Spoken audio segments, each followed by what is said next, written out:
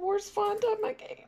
I did put the Star Wars font on your game because when you gave us the layout, I could only think of Endor. So that's what happened, and that's the vibe I went with. Hi, everybody. Welcome to I love it so much. our mini campaign. It's Bhenkar Brouhaha. If you've not heard of Bhenkar, then you're living under a rock, and you should not do that anymore because you don't get any sun and you don't have any vitamin D. Sun is good for me. Except when your medication makes it burn your face. Exactly. There is that. Anyway, so much fun. I love it. Yeah, you know, stuff and things and what have you, and there's other stuff, and yeah. To resend you the announcements. No, I have them. I just haven't pulled it up yet because I'm so prepared. Okay. It's been a week. It's fine. Everything's fine. It's all fine here. It's all good. Okay. Multiple people that I know have gotten new jobs. Yes. In the past, like, month. Which is awesome. Including that one right there. And my sister as of today. Nice. Nice. Our sponsor for tonight is Canadian Dice. You can go to canadiandice.ca, use the code TheVactaire for 15% off of your order. Maggie, what's your dice pick of the week? Strawberries. Why? Strawberries. Just strawberries? That's the only reason? You guys don't like strawberries? I like strawberries. They're aesthetic. Everybody loves strawberries. Except for my mom. She's allergic. But that's only because she ate too many strawberries at a Zales event where they had unlimited, like, free strawberries and, like, strawberry lemonade, strawberry desserts, and she developed an allergy. Oh. Oh, dear. You eat too much of one thing in one sitting. At Zales? Like the jewelry store? My dad got her, like, a bracelet one year for their, like, I think it was, like, their 25th anniversary. So then they, like, got invited to do something at the mall. The same mall where one time my mom went down the escalator, but I didn't go down the escalator with her, so she tried to run up the down escalator. You get me? Because I was too afraid. And then the person at the perfume counter was like, hey, I'll watch them, you know, like, you could just go down and then go back up.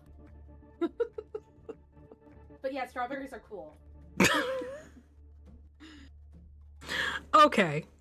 If you haven't noticed as well, we're raising money for Tabletop Gamers. It is Pride Month. We're here for it. So if you've got a couple bucks that could donate to them, that would be great. They are a non-profit organization promoting diversity, equity, inclusion, and all that good stuff by championing visibility and recognition of the 2S LGBTQIA plus community. I got through that without stumbling. I'm so proud of myself. So if you've got a couple bucks, it'd be great if you could donate. And if you are the type of person that just needs to be coerced, we are giving away a prize pack. So if you donate, you will automatically be entered to possibly win that prize pack. Stuff and things. Scheduling-wise, we got Backpacker's Guide tomorrow at 7. Artemis and Emily are covering 9th level spells. Sunday, Artemis is over on DM Jeremy's channel for Castles and Crusades. Mistwalkers at 8:30 on Monday is back here. Tuesday, back over at DM Jeremy's, Emily and Artemis are over on DM Jeremy's channel for Blood in the Brew, which is the game that Artemis is GMing. It is a Vampire the Masquerade game, so if you're into that, go watch. And podcasts and merch and all that other shit. And podcasts are finally caught up, except for the Fixies finale, because that's what I did today. Nice. Woo! Good job. All on a roll, baby. We're on something. We're on something. At least it's Friday. Uh-huh. I guess. Anyway, Emily, go ahead. Okay. You got this. You're awesome. I believe in you. Don't suck.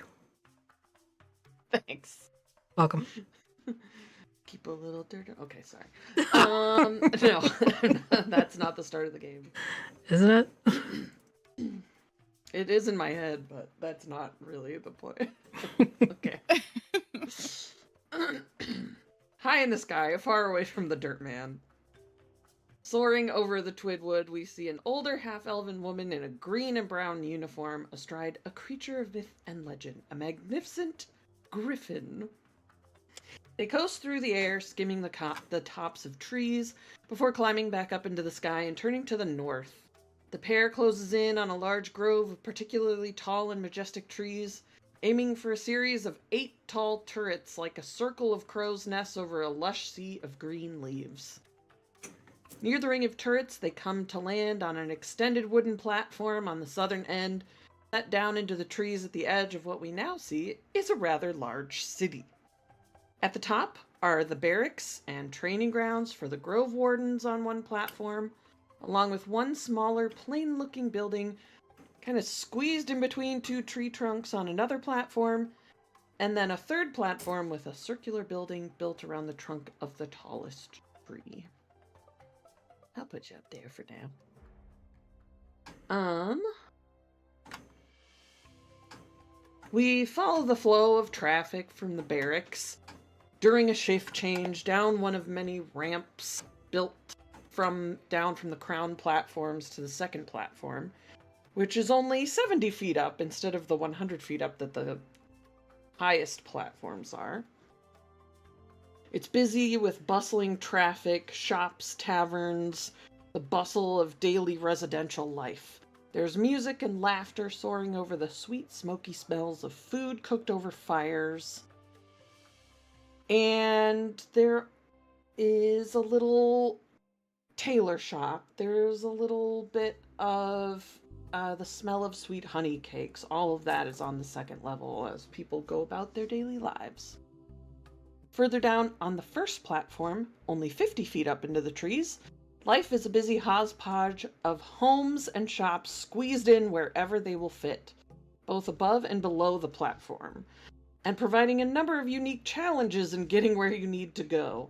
None of these platforms or ramps have railings after all, and in addition to the ramps that go between these various levels, we see lifts, pulleys, ladders, and lines that transport goods and people to and fro. A few very carefully enclosed ramps and stairs spiral down some of the trees through a trapdoor to the ground level. And there's also one rather large mechanical lift that handles the transportation of people and larger shipments of goods that require a way up from the ground. There on the ground are cleared dirt paths between leaf litter and other natural forest brush leading to various outbuildings, carriage houses, and livestock pens and shelters. The whole massive place is ringed in it with a circle of dozens of tall, thick pine trees forming a natural fence of sorts. Ropes and vines strung with sharp bits of thorn, bone, and pottery are woven into a tall, solid fence between the trunks of these pine trees, and every few trees there are small platforms tucked into the branches where vigilant grove wardens keep watch over the boundaries of the city and the gates through which visitors and residents alike travel. On this particular occasion, it is a bright, warm summer day, just a few days before the summer festival is set to take place. Folks here are running around making their various preparations, and these characters represented here are no exception. Would everyone like to take a moment to describe your characters for our friends? I want you to do something first, Emily, which is make a griffin noise. Because you said there were griffins. Gosh. Did that make a sound through the microphone? Dang it! You maxed it out. What if I go back like this? No. No, it didn't do it. No. Imagine, if you will, a majestic beast making the sound somewhere between an eagle's scream and a lion's roar. An actual eagle scream and an actual lion's roar, or like the Hollywood versions of them? the Hollywood versions. Did Because mine this is the go fantasy through? world and everything is So a hawk and a like a real. jaguar. Yes, correct. Got it. Did mine go through? No. No. Oh, Bummer. okay. Sorry. Never mind. Who would like to go first to describe your characters? Oh, Nose goes. are you ready, Liz? Fine, but everyone except M has just frozen on my screen, so Oh, I Oh, can no. just continue doing that. Good evening, everyone. My name is Ray Rocket Knuckle. I am a gnome of the forest, so this is a perfect place for me to be living. I am perhaps what you might call a procurer of things. I will get things for other people, providing they pay me enough. I will get anything you like. There is no job too small, no job too large. For example, just the other day, I persuaded some poor sap to give me 4 gold to find him half a dozen live cockroaches. I don't know what he was going to do with them, but I got them. He got me my money, and all was good. I procure. That is what I do, and that is what I am doing most of the time. At the moment, there are people getting ready for this event, and business is very good. Business is very good indeed just at the moment, because they need things, and I can acquire these things for them, procure these things for them. So that is who I am, and that is what I do. I love it. Who's next? I'll go. I'm Don't playing. sound so excited. Yeah, I'm so excited to play this cool D&D campaign that my friend came up with, and I have to be creative. I'm playing Hildelara Alberghini, but they go by Hilda, and they are my first barbarian character that I've ever played. Despite playing D&D for like 9 years, I haven't gotten around to it. But they are an ancestral guardians barbarian. Their background is inheritor, so they have this really cool box that Emily came up with, and their race is Shatterkai. So they're kind of walking around. They're always busy because they're coming like to age to be head of their clan. So because of that, they're kind of rushing around, and they have their brow furrowed. They have a classic resting bitch face. They're also like really, really tall. She is 6'4". So like people know to stay out of her way, because even though she's kind of like looking at her inheritor item, which I can read that out loud if I find it. Sure. It's okay. It's a solid stone box that's like gray basalt with flecks of shiny black purple in it. So like she's kind of like messing with it as she's walking, just muttering to her breath under like just like swear words in Elvish. And sometimes there are like other swear words in Primordial which just sound like rocks. Dude, the worst swear words are in Primordial. Great. Mm-hmm. And she's hot, Artemis Jewel. She's hot. You guys will see that soon. Or if you want to see it earlier, we do have a community art section on our Discord. True. Not in there yet, though. But you could incentivize them to join us. Then they're trapped with us and they can't leave. Come see the hot art. Come see the hot art. And people's pets. And pets. Yes. Pets are the best ones.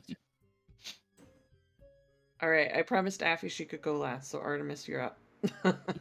I'm playing Firali. She is a brass dragonborn. She's an adult, or almost, and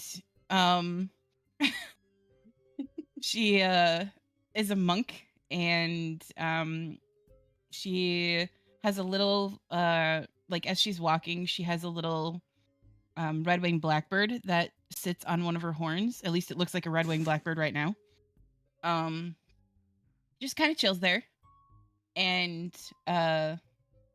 she is, getting over that stage of being all elbows and knees. Like, she's finally got some muscle tone to her. She's growing up, and she's learning. She has a Nice. habit of starting things on fire. So, there's that, but it's fine. What could go wrong in Definitely a not a forest? yeah, definitely not a problem in a city that's built into a giant stand of trees. Yeah, she totally didn't sneeze one time and light a box on fire. It's fine. That totally didn't happen. All right. And Abby.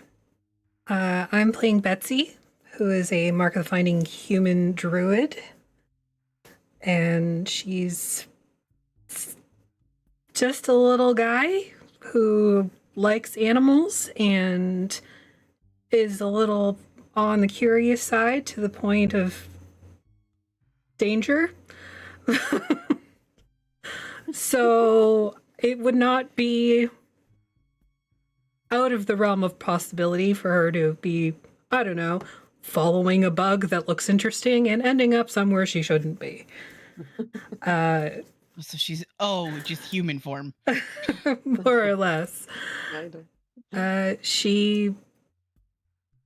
I'm healing, sort of. It's gonna be interesting. Woo! Didn't play a cleric. See how it goes. Hashtag druids are healers too. Yeah, but Kind of.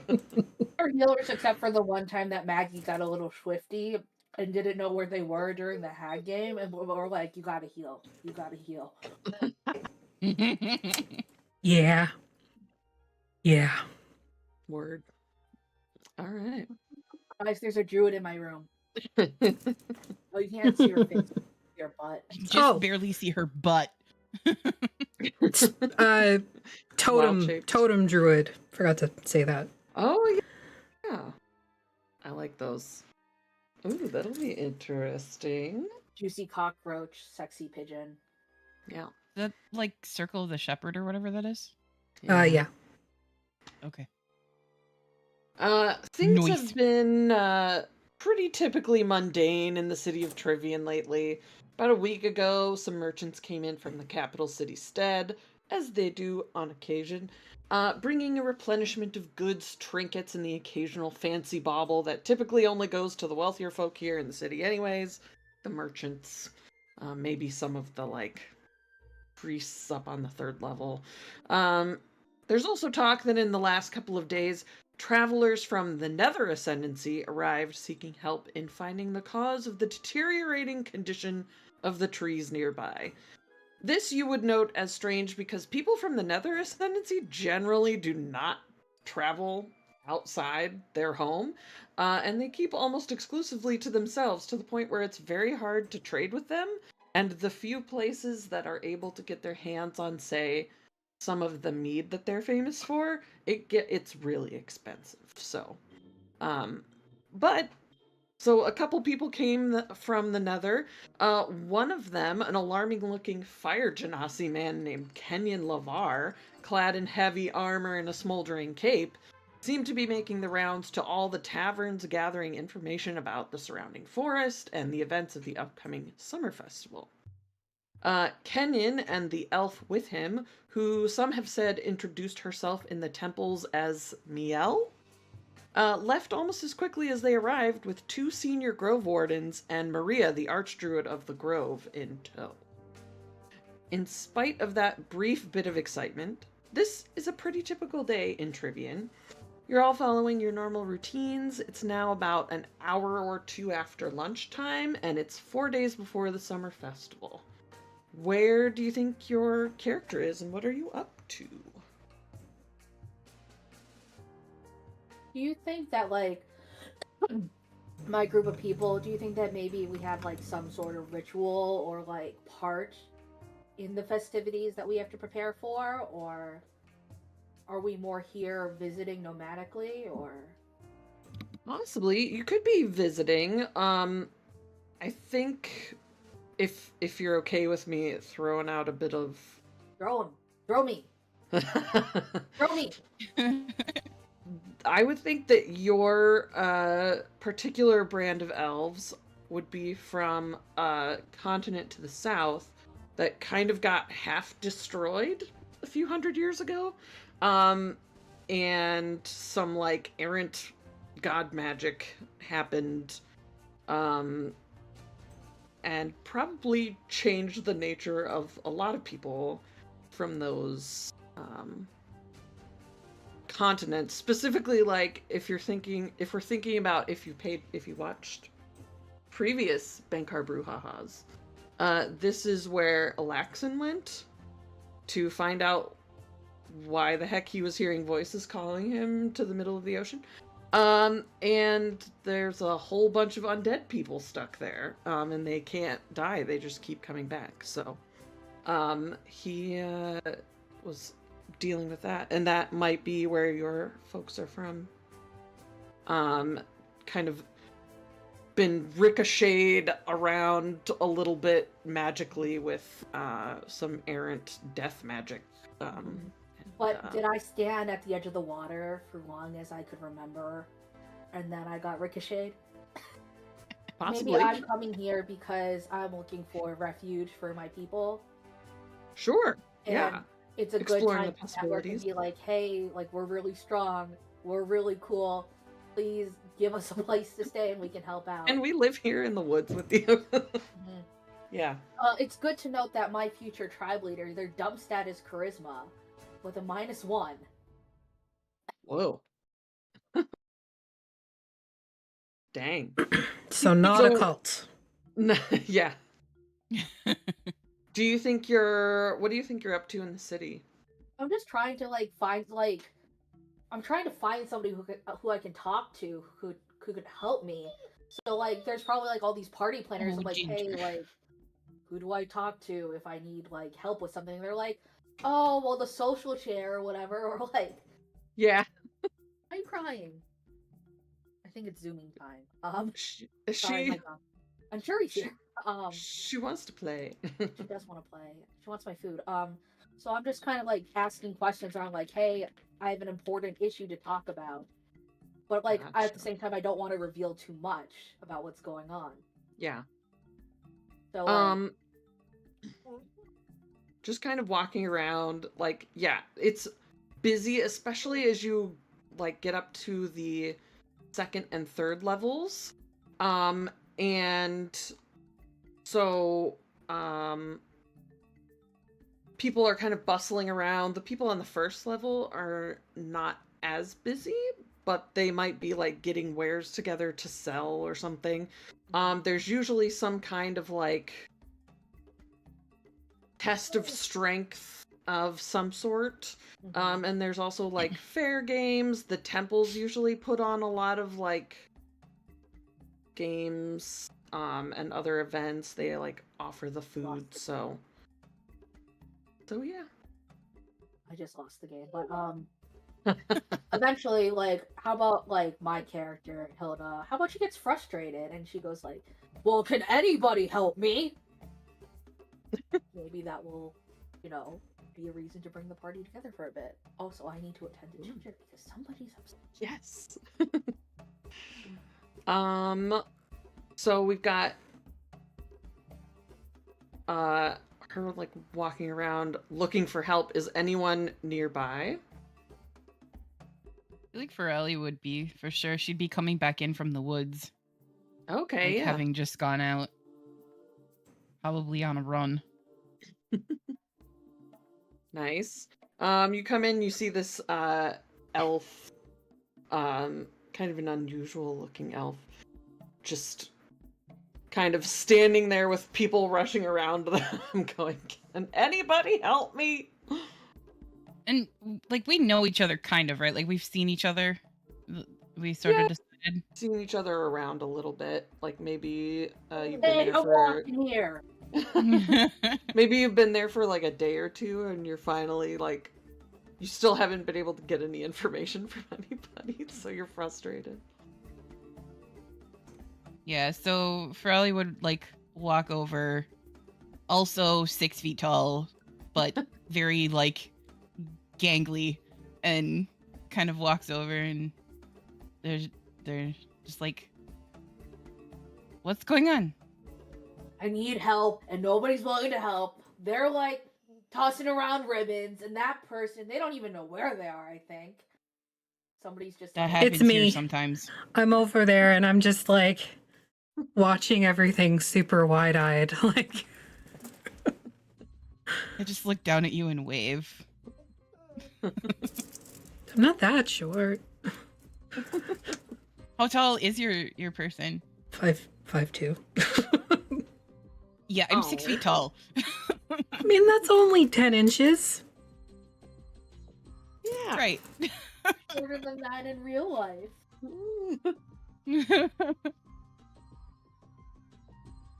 I mean, that happens around here. What do you need help with? Maybe I can point you in the right direction. I need to find like some sort of leader who can help me out because this is just getting ridiculous. I thought that if I came here, I would be able to find somebody, tell my people, but everybody just keeps pointing me around. I've been riding that elevator. I've taken that elevator at least 7 times today. Oh, that must have been expensive. At this point, I'm just gonna jump up and down and hope that I get there.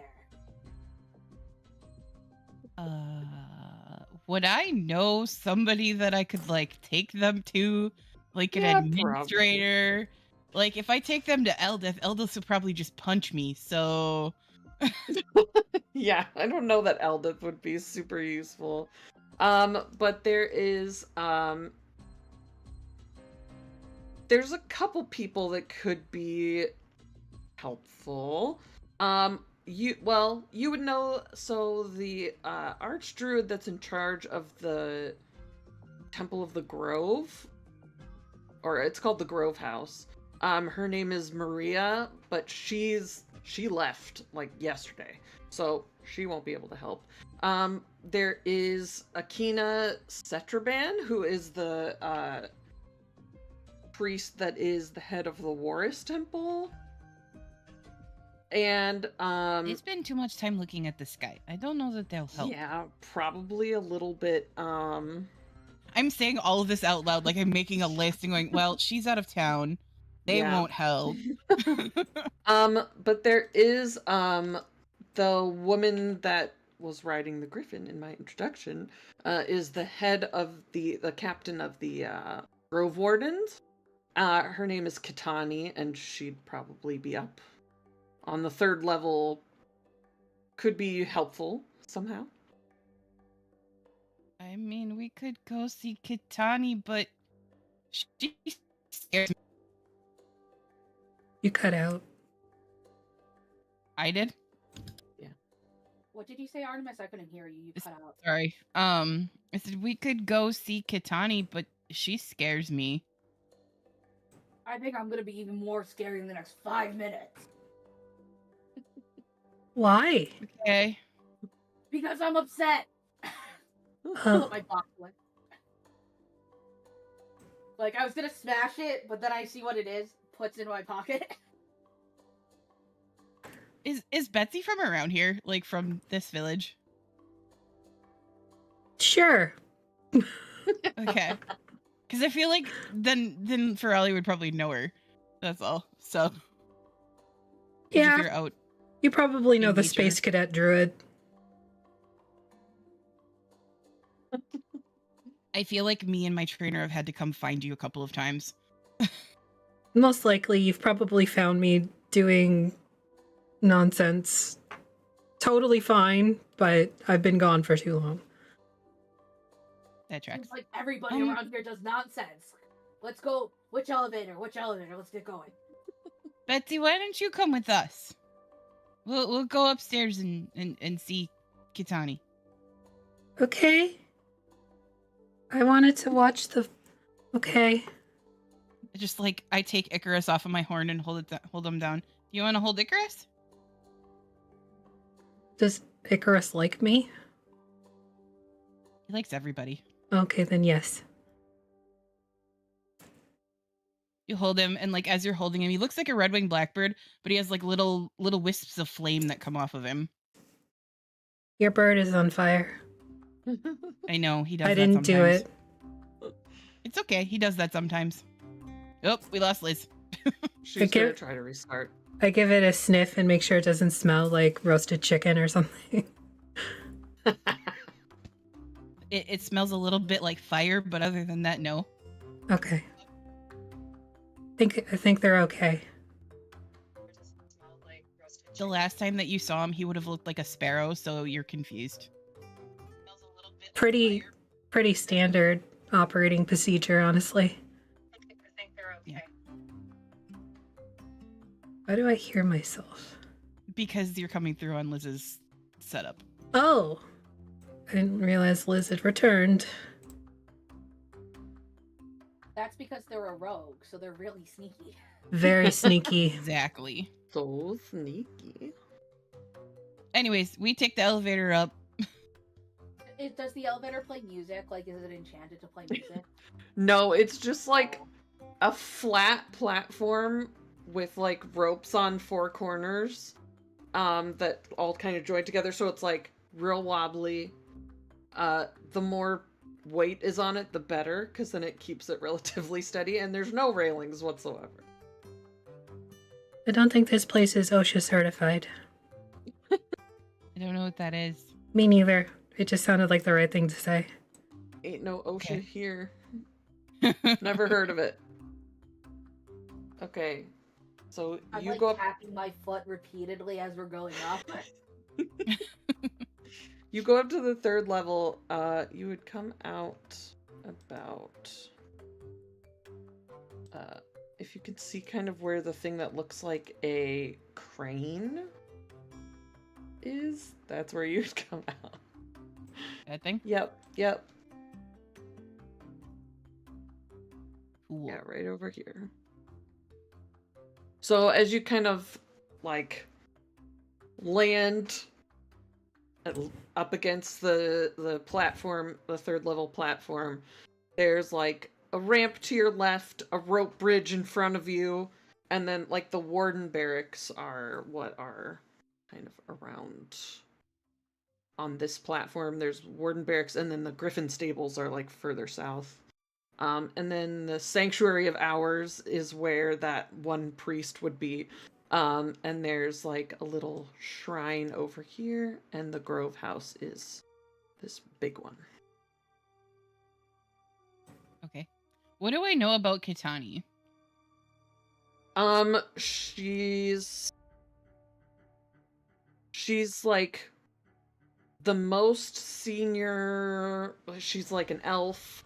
She's got kind of long dark dreads and dark like tan skin with hazel eyes, and she's got like the long ears. She's got a griffin, one of the first griffins, and she's part of the reason the city has griffins at all. She's a very skilled griffin rider, and yeah, she's been the head of the Grove Wardens for maybe 10-15 years, something like that. So Okay. she's a serious person. She kind of means business, but she'll take it seriously if it's something that she can do something about. Okay. I just kind of like lead the group over there. Do we just sort of absorb Liz's character at some point on that walk over there? I don't know, maybe. But Wocket is up there because Wocket is very intrigued by the idea of there being people from the Nether being in the city, and she's up trying to find out what there is to find out about them, because that's up where where all the wardens and so on are. So she's just doing the recce, as it were, just to see what she can find out. And she notices you all arrive, and because we are all friends and we know each other, of course, the obvious thing Like that I Betsy and do. Corelli just wait Yeah, exactly. like weirdos. And I and oh, what are we doing here? This is a new friend, is it? I forgot. Anything? We're gonna go see Kitani. Oh, right. Katani. Okay. Look, Are you this bird sure is you on guys know what fire. you're doing? Well, we're going to. Oh, okay. This must be very serious then. But may I join? That would be good. Yeah. Okay. Who is the new friend? This one. Just standing here with my buff arms crossed, like 6'4", looking very grumpy. I think they need a hug. I don't need a hug. I need to talk to somebody. If I needed a hug, then I would have, I don't know, hugged somebody. But you're talking to us. I need to talk to somebody who can help me. We are helping you. I am going to jump off of this platform any minute. I Oh, don't don't- recommend it. I No, have fallen no, off don't- of this platform don't do before. I that. don't recommend it. Can you fly? This one, No. Not fly. Oh. this one's not too bad because you're most likely to land on the platform below, No, I'm which gonna is purposely miss. only 30 feet down with a few tree branches in between. Oh yeah, no, 1000% during training, Recommend it. Pirelli definitely fell off of this platform. Oh no, are there like no safety nets either? There's No, oh, no. definitely not. You didn't install like some of those like what are they called in video games where like they're like invisible blocks. So you like Oh, can't yeah. go outside the boundary with those. What, like None in of those either. Elden Ring, where you can like walk on empty space? Yeah, it's those. There are none of those installed? Boundary blocks? Nope. So where is this? Okay. This Hidden way. lady? She's over here. Okay. It looks like she's just landed and is bringing her griffin into the stables. Hi, Kitani. I just like Oh. wave awkwardly because apparently this is like the greeting here. She kind of looks fingers around both like, spread out like this waving. hello? What? We need your help. Well, they need your help. Why? What's wrong? I don't know. What is wrong? So, I'm Hilda. I'm from what's the southern continent's name again? Glade Tinnis. I'm from Glatinis, and if you were not aware, things there are not good. Sure. You And know, I am looking for a place where I can bring my people, even if not here, a way to ferry them from Glatinis elsewhere because, there seems to be a particular undead problem in Glatinis. And every second the undead problem stays there, it gets worse because if there's an accident, it adds to the undead problem. that's a good point. Okay. And you are thinking of moving here? Here, if possible, if not, just getting my people off the island would be great. And Sure. traveling elsewhere, but we are a very resilient people. We are very strong, and I mean, if you want to talk to some people, I then, hold on, let me see what the fuck it's called. Is there a way that I can, like, summon my ancestors in this? Or would I have to use a rage to do that?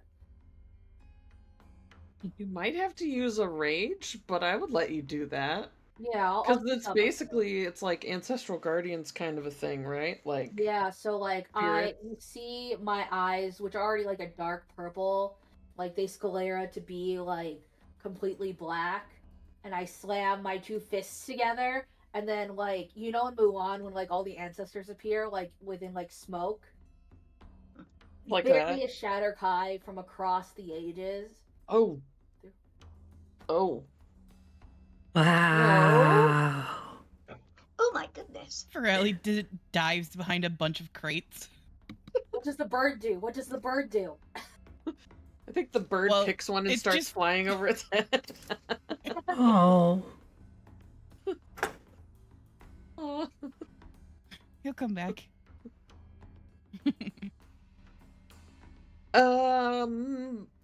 Ancestor people, what's up? So, okay.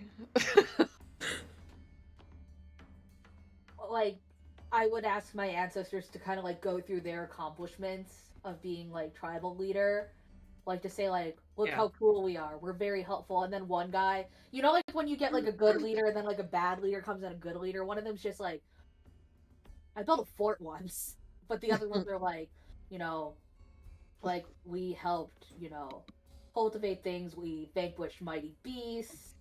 Blah blah blah blah blah. Okay. And these are only the dead ones. Like, if you get, like, the ones that are alive, they can do a lot more. These ones kind of tag around me. Like, fist bump one. Well, space here's a little tight. But there's probably room for another house or two. Maybe if we build it up onto the tree trunks. May I make a suggestion?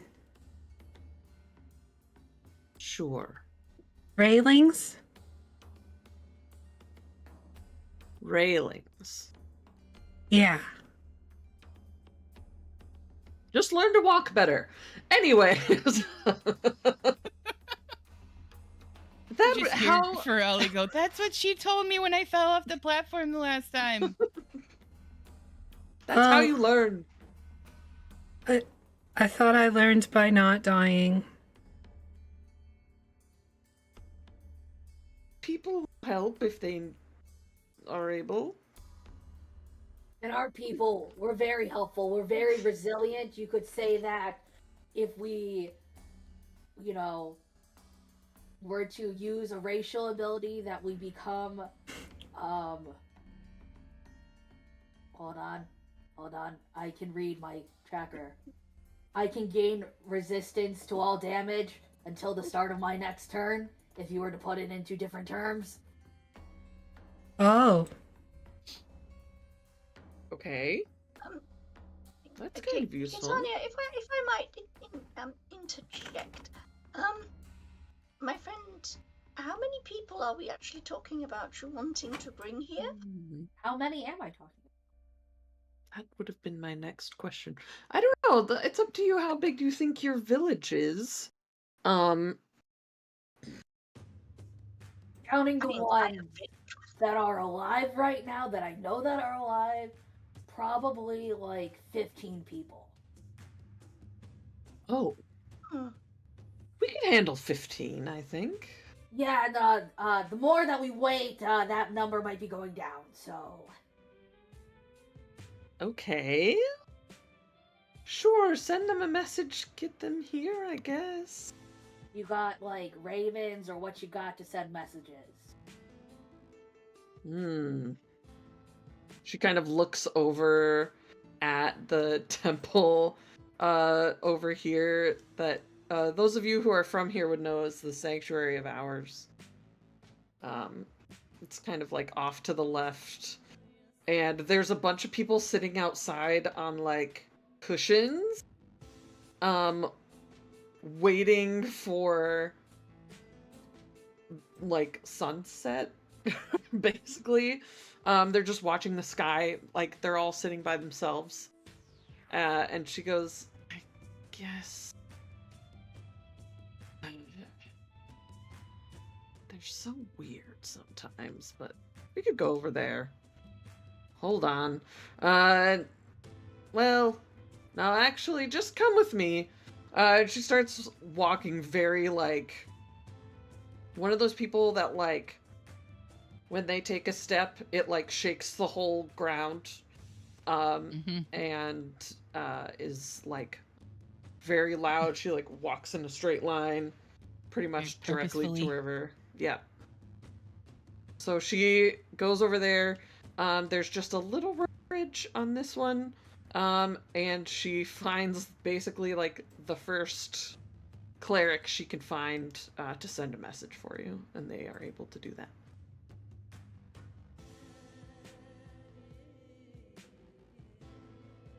What does the bird do now that the ancestral guardians kind of poof away? Well, can they follow us mechanically? I know that it would have ended after one round, technically. Oh, yeah. I think the bird would go back and land either on Ferali's horn, or if Ferali asked him to, go over to Betsy. I would send him back to Betsy. Yeah. On my pack, as we're walking around, I take out one thing of animal feed, and I say, "Quick catch!" and I just throw it without warning at Betsy. Would I have to make an attack roll for that, or how would that mechanically work? Oh. I should not have rolled at advantage. Hang on. No.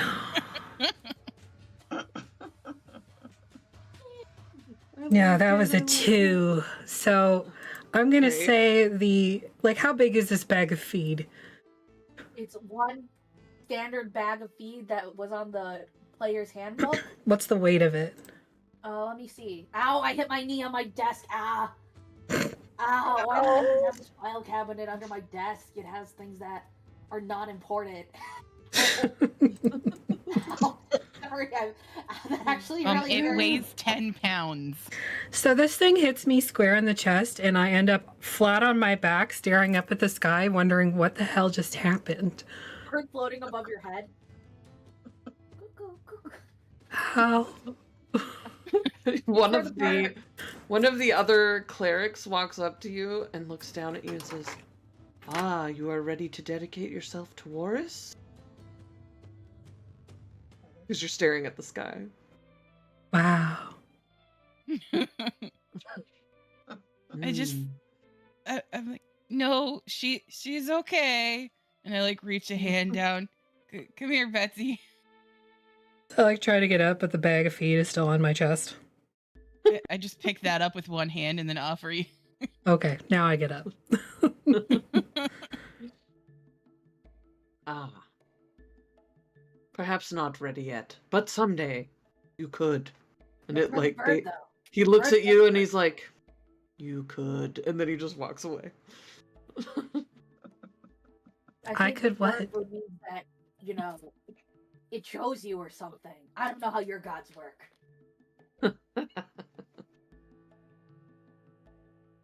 While all this is going on, yeah.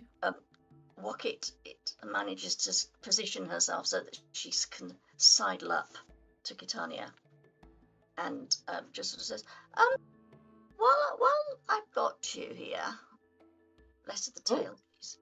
While I've got you here, could I have heard that we might have had some unusual visitors recently that you might know something about? Oh, right. Was from the Nether? Yeah, the druid and the soldier guy. Interesting folks. A little bit weird. I'm a druid. Well done. Thanks. I know. We know this. The elf. What was her name? Miel, something with food. She had a sort of hysterical fit in the Quinnis Temple, and something about the trees. She was crying about the trees. But the bad trees are far away. I don't know. They went to check it out. Anyways.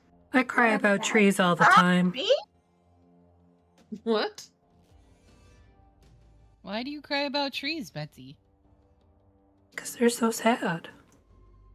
They're in a group, but they're so far away from each other. But don't they hold hands through the roots? Sometimes. Isn't it good that trees are far apart because that means that they get more nutrients? It's like being alone in a crowd, though.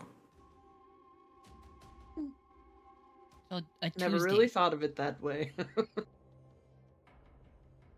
Nutrition is important. Why do you want to know about this? It's not that big of a deal. I mean, I realize they never come here, but Just curious. In my usual fashion, I just like to know what's going on and whether there might be any advantage, shall we say? Asta, to what are you doing in knowing England? what's going on. advantage? They did say the man was talking an awful lot about setting up trade routes, but I don't think he was originally from the Nether. Really? He was not originally from there. He was more familiar with the city. The woman was just about falling off of the platforms with fear every time she saw a group of people bigger than 5. I understand that. I They're fall off weird these down platforms there. all the time. Sure you do, dear. She pats you. So Master Elda says I we- need to stop doing that, but I can't help it sometimes. Ugh. Elda. do we Yes. are these people likely to be coming back? Supposed to be. I mean, I hope so. They've got some of our best wardens and the archdruid of the Grove House. So I hope so. How long have they been gone? Just a day. I'm sure it's fine. Yes, quite a way to the Nether Sands. That's it. Yeah, I'm sure everything is fine. They did the walk through a tree thing that she can do. Maria can do. Oh. She's very powerful. Mm-hmm. Aren't you powerful too? Aren't you one of those plant people with the animals? Plant people with the animals. No, I'm a human. You know what? Never mind. I turn back to the leader. No, Okay. I'm with this character, and I'm like, if you want somebody to help check it out, I mean, I got time until my message gets across. Sure. Well, I'll talk to them and see if... I mean, once they get back, we'll see what they find. I don't know. I just think it's a fungus. I would Among be very. us. What? A fungus among I- us. Ugh. No, thank you. But I would be very grateful. There may be. It may be that I can help with this trade route thing. It is. What I do, as you well know. So maybe we could an introduction, maybe when they come back, might be Ooh. managed. Well, they're certainly not hard to spot. He's a big fireman with a smoking cloak. I was afraid he was going to set the place off, but seems to have it under control. Yes. Look, if I haven't started it on fire yet, it's probably not gonna. Well, we do have a lot of people watching. That's fair. All right. Is that all you needed me for? I look at Hilda. Do you need anything else? There's a priest that's starting to mutter a message to one of the people in your family that says that they can come to a city called Trivian.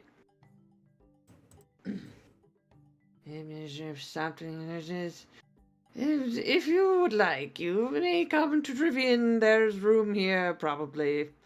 We might have to build you some weird houses. That's the end of their sending spell. Probably so confusing. Does Hilda need anything else here? Aggie. don't know if I need anything else. I mean, I'm gonna try to relay that message, and we're gonna figure out how to get everybody else over. But given the magic surges going on, I'm sure that we can get everybody here eventually. I think the priest would get a message back that says they'll take the next. Oh shoot! Hold on. I need a map. Give me a second. I don't got any maps, but my character appears through your computer screen. They get a message back that's like, we'll see if we can get a ship up. It might take a bit. The sweeping sea is dangerous, which you would know. You took it here. But you made it. I was fine. I totally did not just like hang over the ship at one point, like very ill, making con saves, praying to the ancestors. Definitely not. Definitely. I was very brave the entire time, and nobody can say otherwise. I Of course not. would say you probably landed at Sinsager, which is kind of a protected cove, so they'll probably take a ship to the same place. And how long until the adventures that Liz was talking about get back? They've been gone for about a day. But it might take them another day to get back. So They left last night, technically. Meet them halfway out there, or you guys just want to like? Isn't there some sort of festival going on? I saw like a test your strength thing, and kind of interested. Yeah, there's We people could go like down to the setting up festival. games.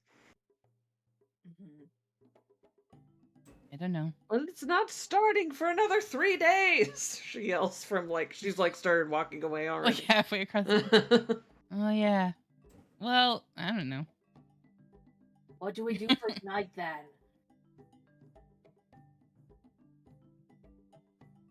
Pub? Usually a few rooms at the Pine Cone. I believe.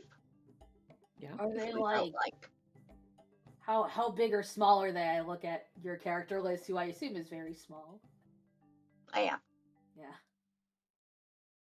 Is there a job All board in mighty. town? It would probably be by the Pine Cone or by the Griffin's Perch, which is like the cop bar, I guess. It's like right down the ramp from Let's not go there. Warden No, I'm not going. barracks. No. Do they but the want to? Do they want what's your character's name? Love one. I'm looking for it again. Right down here so you can see Mine? No, Liz's character's name. Oh. Rocket. Rocket. Rocket. No, Rocket. Walk it. Rocket. Are there like posters for Wocket near the Griffin's nest? Being a rogue. Probably not, because you live here. So, they would know to keep an eye on you to make sure your fingers don't get too sticky. Yeah. I I am in procurement. Nothing I do is unacceptable. All above board. All above board. Just about. Well, you are very small. I am very small. Well, it would Small make but sense mighty. if some stuff was underboard. This is true. Yes. Yes. It would. So to the pine cone? I suggest we go to the Pine Cone. We don't want to go to that other place. Okay, so are we gonna just take the elevator again, or? I don't recommend falling down there. It kind of hurts. There is a ramp that kind of swings around and goes down. I'll race you. To the second level. I'm really fast. How fast? I'm fast. You guys all want to race? No, thank you. No railings. Nothing to stop you falling off the ramp. I will just walk, thank you. Same. You just said just don't fall off. How hard can it be? Hey, Betsy, It's you want to count us down? 3, 2, 1, go. Go. I start running. You were supposed to count us down. Oh, 5, 4. We're already gone. We're already gone. I Oh, think it's a bit late now, my friend. So What Icarus is just like flutters up to sit on your head so he can watch. okay. what are each of your speeds? I 100% bet Artemis is faster. My I- speed level is 40 3. feet right now. Yeah, mine's 30. Okay. So it's not hard for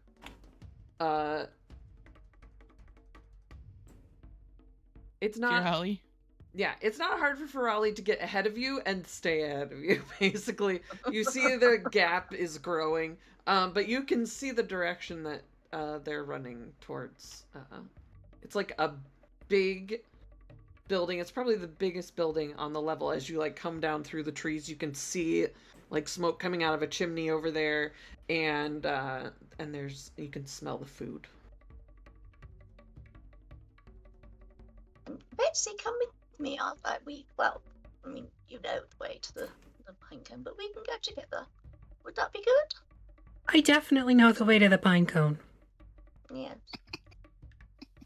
You get lost on the way there. I absolutely do. Luckily, This is Wocket probably brilliant. also knows. Together. Yeah. Let's go together.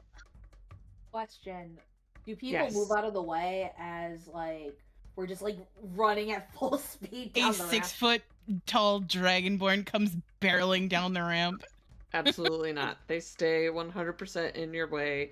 You are required to bob and weave.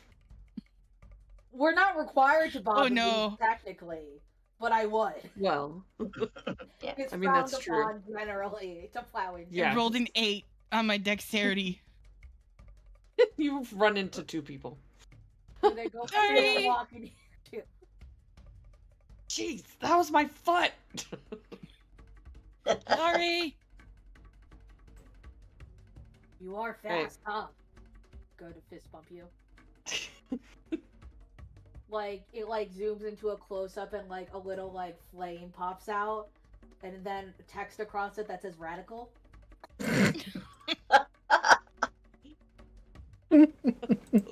Just one of Just those, like, whoa. text scroller things. Yeah.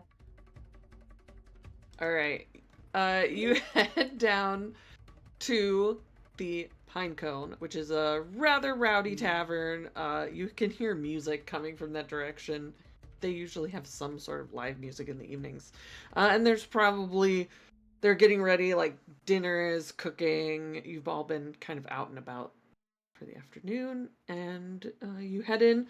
It's like the same color wood as all the wood that makes up the woods, shockingly. And it smells like roasted meats and kind of, you know, when people like spill beer on the floor and then it gets kind of like sticky and it smells kind of weird.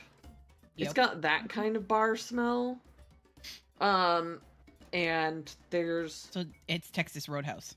kind of, and there's a bunch of people in here, but luckily it's a nice big place, and the innkeeper and barman Franklin Redmere is standing behind the bar.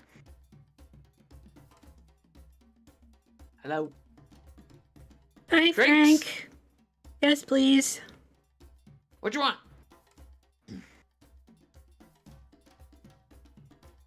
I want a mead. And Ferrelli 1000% is not old enough to be drinking, and Frank probably knows that. Mead. Strong stuff for a young one. adult, almost. I put a gold piece down, and I'm like, yeah, get them what they want. They beat me in a race. Who are you? Me. They're my friend. And these are my friends. You know them. It's Betsy and Wocket. Hello. You know me. Hi, yes. All right, I'll give you a mead, but it's gonna be a small one. And you're gonna drink a glass of water right after. And he hands you a mead and a water. That's What about the smart. rest of you? This is, to be clear, not the good mead from the Nether. This is normal Oh, mead. yeah, no. You guys It's keep like- these on the first level. It's a relatively ordinary mead. It's fine. Betsy and Usual mead, Duncan. Wocket know that Pirelli she's 17 3/4 and makes sure that like they all know it because she's almost an adult. What's the usual? Nearly. What's Wocket's usual? Oh, a There's- mead. A mead. A mead? Okay. He hands you a mead also. I'll Pours you one. also have my usual. What's that? Literally, she does not have one. She changes her mind every time she comes in and never has anything the twice until she He runs through the whole probably- gamut. He probably rotates through. So let's Yeah. say, ooh. Roll a d6.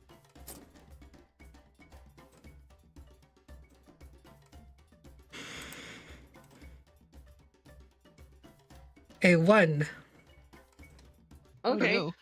You get this kind of a like goblet of this very sweet kind of blackberry wine. Okay. That works. Okay. Great. What about you, me? I'll take your strongest drink. And I lean on the counter and get up there close. No. Okay. You see, he takes like a green bottle out from under the counter and pours a clear liquid into the glass. He pours it like it's like 3 shots. Is it and magical Everclear? It smells a little bit like a combination of rocket fuel and pine trees. It's gin? Absolutely. Just straight up gin. Can I make an insight check to see if this is the strongest drink he has?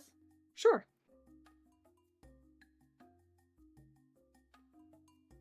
$13? Probably is. Okay. Everybody else just got mead and wine. To new beginnings! And then I go to, like, immediately try to take the shot. Let's see, 3 shots. Do I need you to make a Constitution saving throw for that? I would need to make a Constitution saving I'm throw. gonna say yes. Like me as a person. if for no reason but to keep from coughing. 18. Okay, When you're I pretty roll my good. own thing, it's supposed to be a non-natural 20 because I rolled the stat, not the save. Oh, okay. Nice. So yeah, you seem fine. It's pretty good gin. You don't have it a lot down where you're from, but No, what we have is scurvy.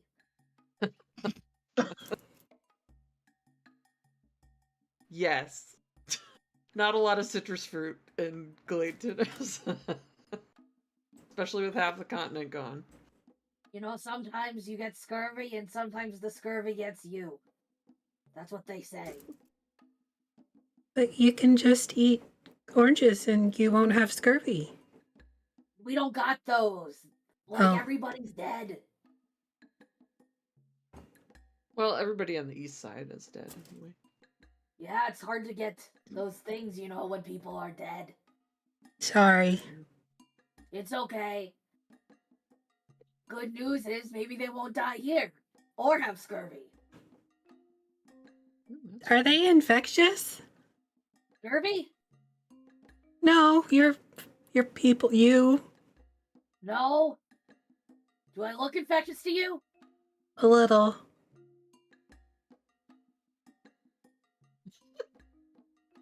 Wow. You're just very pale. That's just what I look like. I've been looking like this since the day I was born. Oh. I'm sorry. Am I supposed to be insulted? No? No, I she's gave you not trying bird to food. report you. I think you broke a rib. Oh. Are you allergic? To bird feed? Yeah, you said you got hurt from it. You threw it right at my chest. That's why I said catch it. I had my hands full. That's why you catch it. How can I catch it if my hands are full? With your body. I did catch it with my body and I broke a rib. So that must mean you're allergic to birdseed. That's not how Yeah. allergies work. I'm pretty sure I know how allergies work. I watched the man get that, like, fungus that turned him into, like, a clicker guy. So I think I know how Ew. that works. The zombies down south are just clickers. That's something different. I'm pretty sure he was allergic. Everybody would be allergic to that. No, I was fine. I got out. I like scoot away. Just- Probably has some Who has spores some going good on. tales? Yeah. Who has Yeah. some good tales about their adventures? No?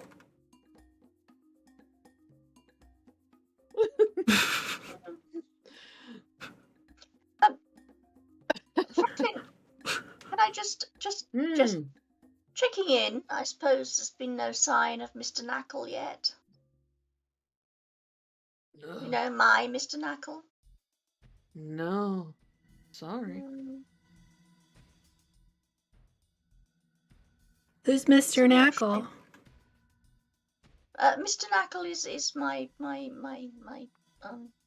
significant other. I lost him. Oh, How thanks for long the ago? donations, Eater. I lost him. I suppose it's about. Well, Franklin, you will remember. It was about what, 3-4 years ago now, something like that. Yeah, something like that. Stupid. This goblin turned up out of nowhere and decided that they quite liked my Mr. Knackle, and I had been celebrating, shall we say, for quite some time, and it felt like a very good idea. She suggested, this goblin, that we play a game of chance. So we did. We played dice for my Mr. Knackle, and I lost. So I lost him. You gambled your spouse? It felt like a good idea at the time. It did. And he didn't mind. He was fine with it. Do you, like, But- need us to go find the person and beat them up to get your husband back? Because this is what that sounds like. Oh, no. No, it's just that, the goblin took him with her when she left the next day, and he'll come back eventually. He will. I just did, I check in with Franklin just to see him, just in case they've seen it. Are you, like, sure you don't want us to find the goblin and beat them up? Because, like, sounds like a reason to. Well, I suppose. But Oh, let's see. I do. I. It was all fair and square. It was, it's Well, my own fault. I used the wrong set of dice. I used the ordinary one instead of the Loaded? modified. No. I would never use loaded dice. Ever. That would be awful. Betsy, make an Arcana check.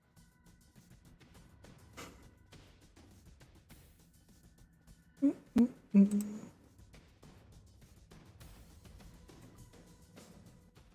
16. Sounds like something else is going on besides a game of dice. Maybe the goblin did something to them. They all seemed to think it was a good idea at the time. And now Mr. Knackle's missing. Something magic happened. Not sure what, but... Were you charmed? I don't think so, but then I wouldn't know, would I? But anyway, it was, Well, I you lost. you normally would once it wears off. Oh, this is true. So, like, did you get to a point where it was like, I think there was something hinky going on there? Actually, yes. Next morning, it did feel like something had gone wrong. Or did they, like, I don't know, make a strong suggestion that you should not win? No, I don't remember that. Or gamble your husband? Well, yeah, I mean, we did have an interesting conversation about what a good idea that would be. Yes. How did that go? Do you remember? Well, we all seem to think it was a good idea. Even Mr. Knackle thought it was a good idea. Uh-huh. What did the goblin say? Like, specifically? Oh, it was something along the lines of what an excellent idea it would be, and how we couldn't possibly lose, and it would all just be for fun, and all that sort of stuff. I didn't think that we would actually lose, but as I say, I used the wrong set of dice. I didn't use my modified dice. Do you remember why you didn't use them? I couldn't find them. What did the goblin wager? The goblin was going to provide me with certain items that I was in need of at the time, as part of the procurement. This is why we thought it would be quite a good idea, because we thought that we would win, and then I would get these things that we needed, because we used to run our procurement arrangements, together, as you would. Yeah. But then, so we were going to get a load of things that we actually needed at that point. Are we talking like food or something that you could buy? Some of it was food. Some of it was there was as I recall, there was somebody who wanted a new set of silver cutlery or something like that. That I don't know why they wanted a set of silver cutlery, but they did. And somebody else was it? And this goblin had all of this stuff available? They said they did, yes. I mean, obviously they didn't have it on their person, because that would have meant that they were... That would have been silly. That is probably the silliest part of this conversation. Gambled away your spouse over a set of silver. Among other things. Among other things. You gambled away more than just your husband. No. I mean, it was among other things, not just on silver. The goblin side. Oh, okay. Yeah, got it. Yeah, the goblin probably had like a list. Yes. Like a full list. And it was surprising, how many of the things that we were in the process of procuring, they actually had. I was amazed. Yeah. What was this goblin's name? You know, I thought about this quite a lot. And you know, I don't think he ever told us his name. I don't remember it anyway. If he did, I've forgotten it. Can I make a history or religion check? Just figure out what I think this might, like, the premise of this might be, or, like, who this might be, because it sounds like Or like, can I roll a history check to see if I know of a goblin that's been seen around town? Sure. yeah. Go for it. Maybe 3 years ago. Yeah, 2 or 3 3 years years ago. When I was 14 and totally paying attention to that kind of stuff. Yeah, I want to roll a history check more to see if I've ever heard of something like this. Something like that. Yeah. 13. I rolled a nat 1. So it's a 3. Nope. First nat 1 of the game, baby. Fracas. So, Walkit, I think you were Bamboozled. ripped off. That's exactly what I was thinking, Artemis. Yeah. Seems like a wild story. I mean, unless you were trying to unacquire your husband, it seems like the goblin kind of bamboozled you. I think with a 13 Possibly. also, Ferrelli, you would know, like, there are goblins that come through and trade. There are goblin communities around in the forest. Do They're I not remember any of them normally, like- acquiring a gnome? No? But you also don't usually see a, like, single goblin by themselves just around town. Unless it's someone who lives here. Yeah. And they're fetching, like, running errands or something like that. Do you know where they went? Rocket? I have no idea. They weren't here the following morning. But then that was what I would have expected, you know. But as I say, I lost, or we lost. So You lost because they screwed you with magic. well, I suppose that would make a bit more sense. And don't you find it odd that the goblin happened to have everything you were looking for, and all of a sudden your definitely not loaded dice disappeared right when you needed them? Well, I object to the phrase loaded dice. I would never use loaded dice. I quite prefer modified, just slightly. That's Lucky all. dice. Weighted. Lucky dice, exactly. Possibly, that might have something to do with it. Yes. But I'm, it's.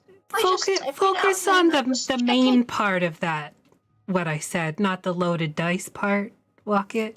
The part about you being magically manipulated so that you would lose and wager your husband. And the goblin magically had everything that you wanted, and your modified dice disappeared right when you needed it. Well, yes, but these things happen, don't they? And there's nothing I can do about it now. But he'll come back one day. He promised me he would come back one day. We could go Maybe find This is why I him. check. Well, This is why I we check. know people who can send messages. They're upstairs. We could just go ask them to send a message to your husband. We could, I suppose. What I mean, is unless he you like- don't want him back. I mean, Well, If you I don't, have that's been okay. doing reasonably well. I have been doing reasonably well without it. You know, the procuring work. Emily's like, what the fuck is happening right now? Do you want him back or not?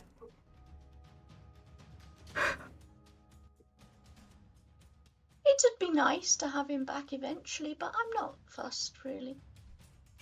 He'll come back when he comes back. I mean, we don't have Okay. anything to do for the next 3 days, so why don't we just figure it out? Because then, if we can go beat him up, and then we can come back to the festival. I don't like just sitting around and doing nothing. Like, as good as this strongest alcohol is, which I can totally handle, I am a little bit bored already. But we have preparations to make for your friends, don't we? We need to build them a house and all that I sort think of the stuff. city We've got people plenty handle to keep us that. going. I'm pretty sure if we built them a house, the rest of them would die. What if Mr. What's his name? Mr. Barnacle could help us? Mr. Barnacle? Who? I mean, Mr. Mr. Knackle. Yeah. Oh. Oh. What, help us build a house? No. That's not his skill set. Oh, okay. How long do you all stay at the bar? It stays open until about 2 a.m. 2 a.m. 2 a.m. But I like Knowing us, probably, and still talking about this when we're getting ready to leave. Like, Can I rent do a we room go here? find out, Yeah, you can rent a like, room. where he is?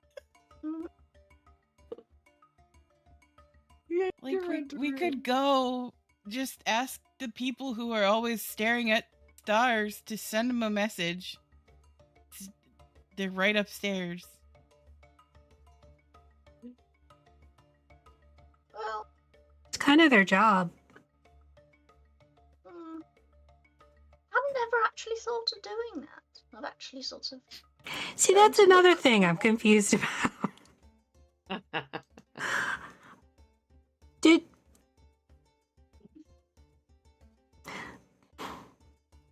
I understand that you're like, hey, you know, I got my freedom and whatever, like, fly, bitch, fly.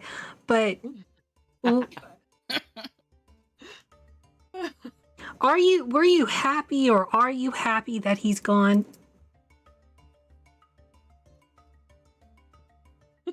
Like, did this goblin modify your memory to be like, you know, it's fine? I'm not unhappy that he's gone.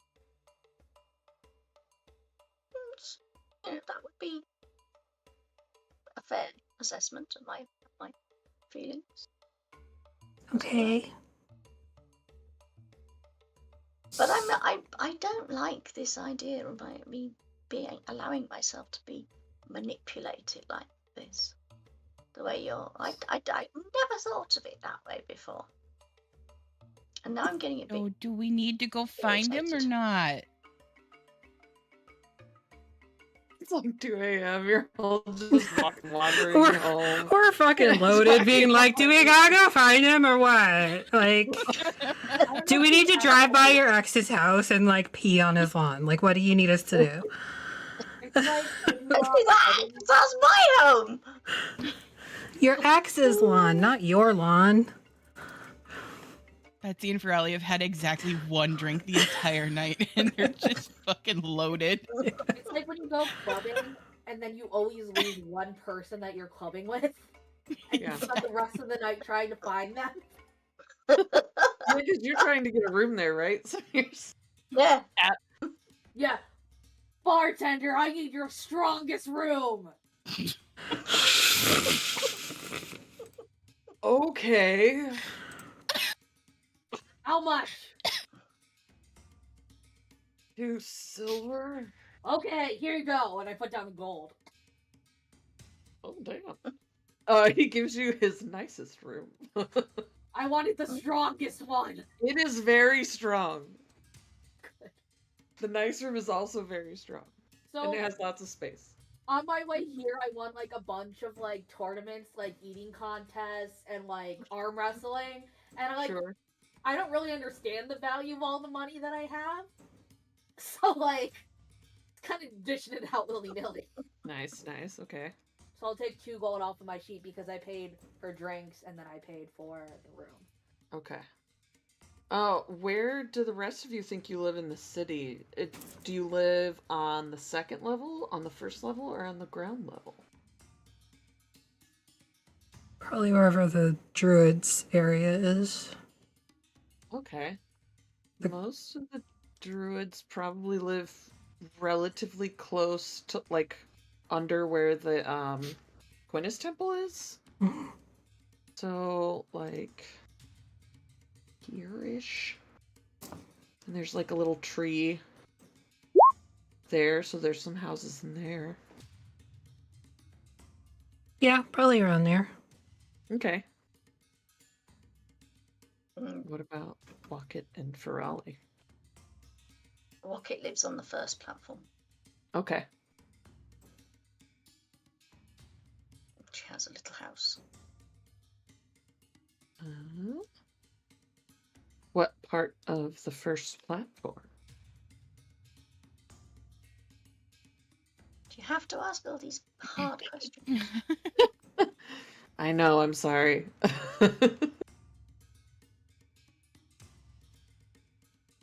Can Somewhere in the add some middle. labels here.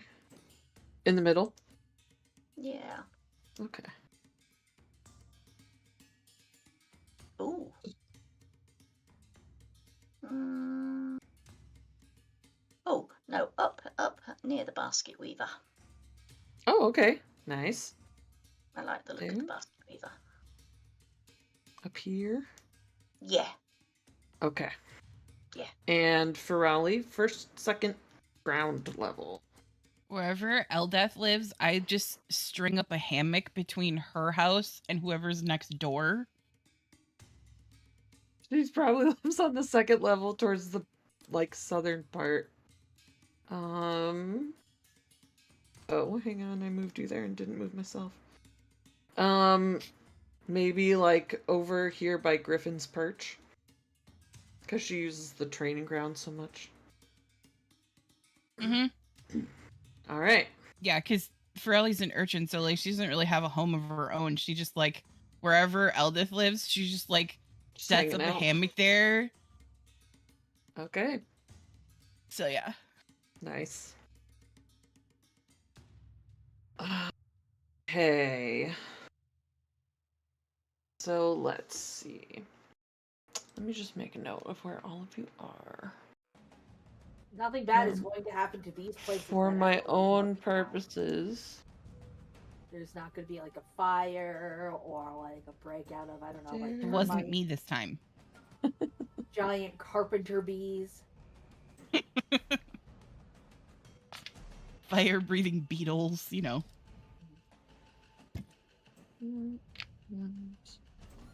Oh, Mr. Knuckles, okay, he doesn't have scurvy. Oh, Okay. he'll be fine. He knows how to look after himself. And do you all go straight to sleep when you get home? I'm gonna drunkenly, I was gonna word this better. I'm gonna drunkenly mess around with the puzzle box. Not my box, the puzzle box. Okay. Sure. What kind of check would that be? To manipulate my box?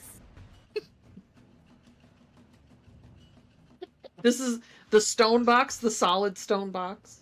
Yes. My rock solid box. It's just a straight up Does this city intelligence sell or soup?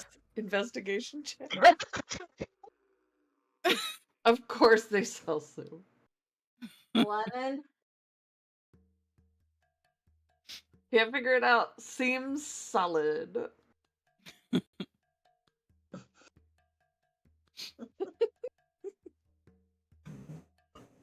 Oh my gosh. How long do you do that? I mean, it kind of depends on how I'm feeling, but after that drink, I kind of fiddle around with it for 30 minutes, get frustrated, put it in my bag, go to bed. Okay. You just And I say starfish goodnight out to in the all my bed. ancestors that I know about, so like takes a long time. It's like kind of like a meditation thing. Yeah. Okay. But also they get insulted if I fall asleep too fast without saying goodnight to each one. Well, you're an elf too, right? So you trance, so you're kind of like murmuring their names, Yeah. half asleep. Okay. What's everybody's passive perception? Dad? 12. Where do I see Great. that? On Oh, your no, no, sheet, 12. it'll be on the left. 15. 12. Okay. Passive perception, 11. Okay. Let me just see. At about an hour after you get home, Betsy, you hear in the distance a scream and a crashing noise, and then it's quiet for a minute, and then you start to hear like people getting up, coming out of their houses, and you hear Grove Wardens shouting to each other, trying to figure out what just happened. Okay. I guess I'll go outside as well to gawk and rubberneck. Great. Mm-hmm. As you kind of follow the flow of onlookers, they're all heading north. On the right level. Do I have you on the right level? There we go. Okay. And there's a bunch of people standing around here. And they seem to be like kind of looking over the edge. They're not getting too close because no railings. And there's a bunch of Grove Wardens trying to like keep people back because they're trying to like see if there's anything here. Okay. Yeah. I, completely oblivious to any sort of danger, move forward and try to see what's going on. Okay. Do you have dark vision? Yes. Okay. As you kind of move forward, you manage to like get up to the edge before anyone pushes you away. You see it is dark, but down on the ground through the branches you see vaguely the shape of a body. And there's a bunch of Grove Wardens kind of with torches, and there's like someone with a light spell, and they're like running back and forth and trying to get somebody. Hmm. Okay. At this point, so they're like shouting up and down to one another, and eventually you'll hear all of you would wake up to the sound of a bell ringing, and the elevator platform is going down from the third floor, and you see two griffins also fly by down to the ground. I fall out of my hammock Okay, and then stand up. great.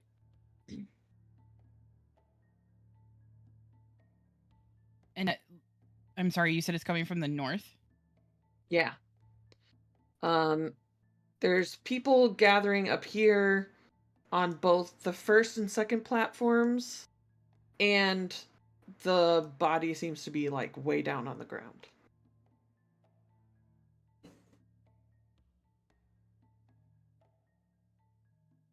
And maybe that's where we'll take our break, because it's 10:40. I just realized. Okay. We'll be right back. All right.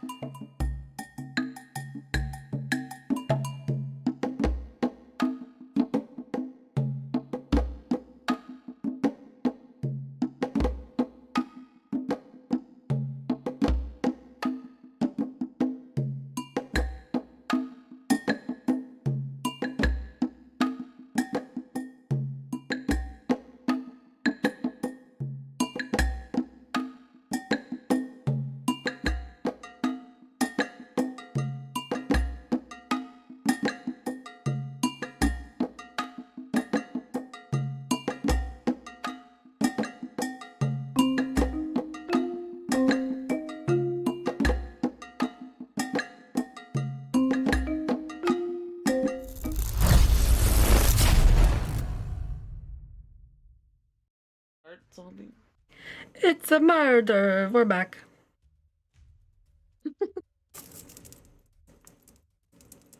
Yeah, so it's like 3 o'clock in the morning. And Betsy has discovered that there's a body on the ground level. And the rest of y'all have heard the alarm bells and come running to your various like the northern side of the city to see what the heck is going on. Can I take off my rage then that I used last session? Yeah.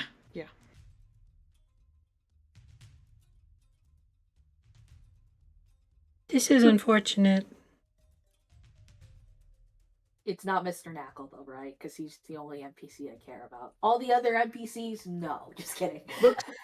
Looks far too big to be Mr. Knackle. From what you can tell. I probably find Artemis. What's your character's name again? Could we Raleigh. get a list of everybody's name real quick? Yeah. I have a 5-second memory. We've got Locket, Betsy, and Ferrali. Yeah.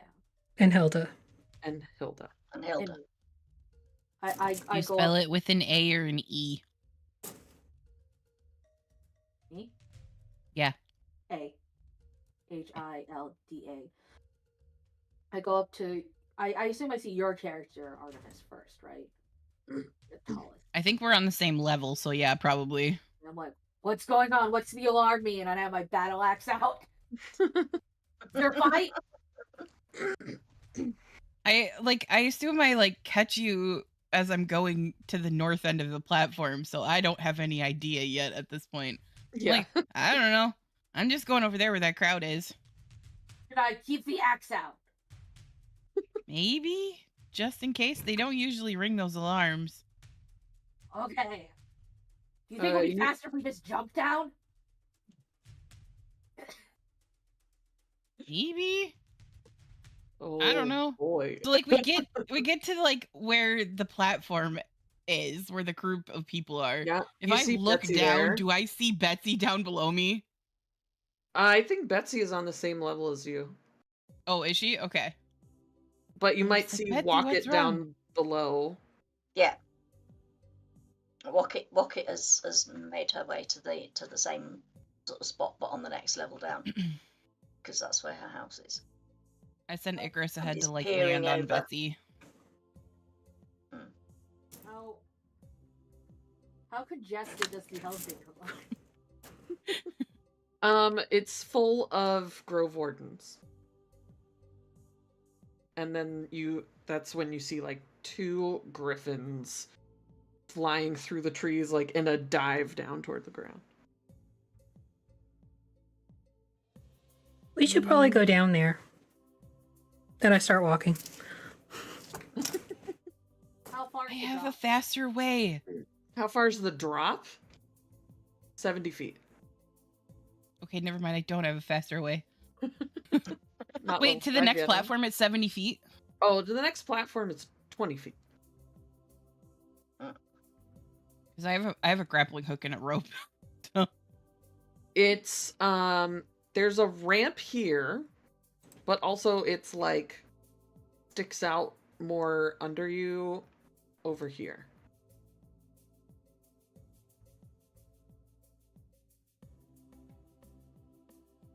You said you had a faster way? I take out my grappling hook and rope and then just rappel down to the next level. Oh dear. I just take the ramp. Okay. I put my axe away because you're only supposed to run with your axe in battle. That's how one of my other ancestors died, by being around the swimming pond with their axe out. Great. Bad idea. Do you rappel down also, or do you take the ramp? Yeah. I take the ramp and I try to run really fast. Okay. I really like this ramp. I feel like I build really good speed down it. Yes, you would. This is where the ramp is. You come out over under this tree. You probably see walk it like kind of on this Yeah. other edge, but you'd be able to meet up.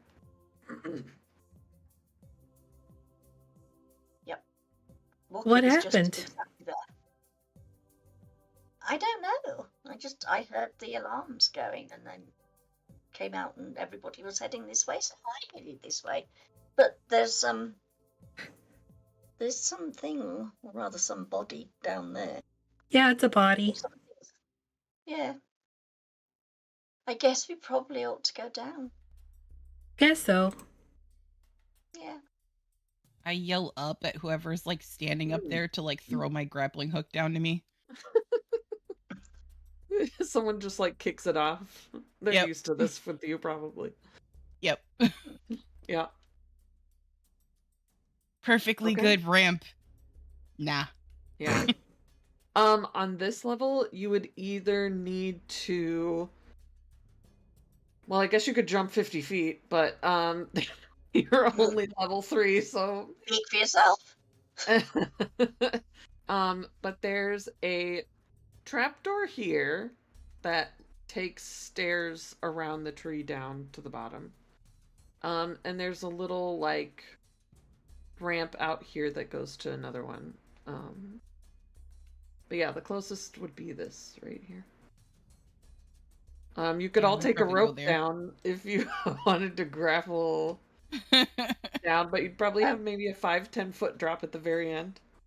No, it's fine. We go down the stairs in the trap door. Okay. I feel like Ferali has found out the hard way more than once that like her rope doesn't quite go all the way down to the ground at that point. Mm-hmm. Yeah. Okay. Down here, you see right about here is where all of the people are gathered. There's like guards around. The guy that runs the forge is like trying to get a look at what's going on. There's a couple houses down here that people are like wandering over to see what the heck is going on. You come out right about here by the chickens. I love chicken. I get distracted by the chickens. They're probably asleep. How do we see where the chickens are? Oh, it's right How do we open here. the map? Help. Oh. This The is right chickens there. absolutely woke up at the Wilhelm scream that happened. That's Yeah. true. Mm-hmm. You hear a lot of Start clucking. Wilhelming, screaming like, hey, hey. Yes. Yeah. The chickens are screaming as well. Do you see where I'm pinging? That's where the chickens are. Yep. No, I don't know how to get to the map in the first place. Oh no, it's on the Roll20. Are you able to see that? Oh, it's in roll 20? Yes. Okay. Hold on. Let me open roll 20. That is my problem. I've just been in D&D on this whole time. I am very Oh, I got you. No, you're fine. There, I also posted pictures in the Fixius 5 chat. So it would be the big circle part that was the first picture. Towards the top, there's like a main road that goes through the center, and just off to the left at the top, there's a little building that has chicken.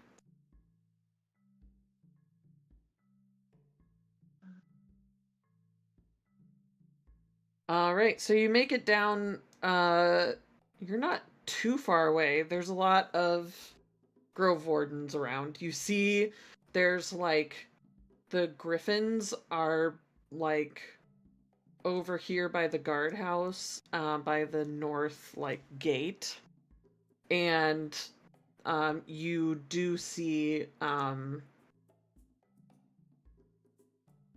Kitani and a guy named Sam, who's also a Griffin rider. The most fantasy name. I mean, if Lord of the Rings can do it, so can I. I wouldn't know. I only know about Broggles, I think they're called. It's a dimension. It's a dropout reference where Raph didn't know what Balrogs are called, so he called them Broggles. Yes.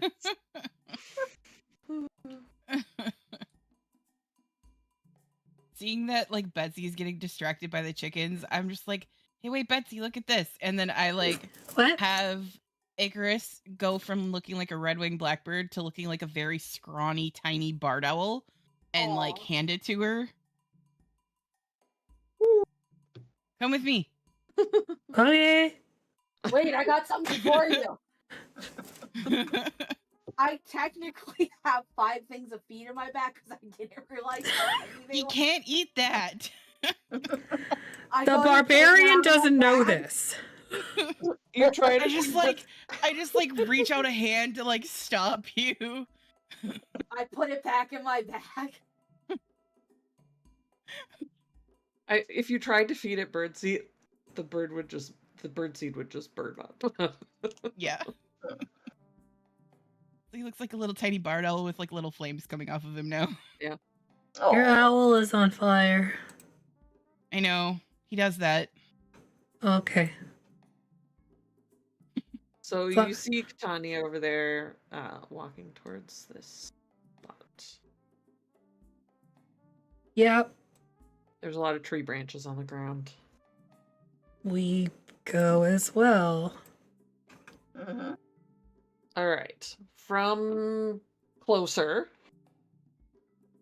what you can see is there is laying on the ground is the body of Frennick Grang, who is a bugbear that lives in the city. He co-owns A&F Garments and Stitchery. He's a weaver. Clearly he hit a branch or two on the way down.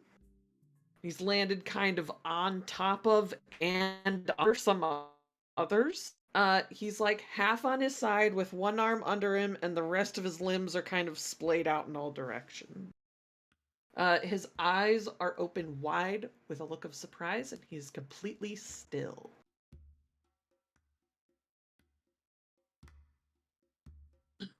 Well, I think he's dead. That Is would this be a like fair something normal assessment. that happens here, or Well, there aren't any railings or nets or guide ropes. could I? Yeah, but I didn't do that when I fell off. Can I make a medicine check to see if I know the cause of his death? Guidance.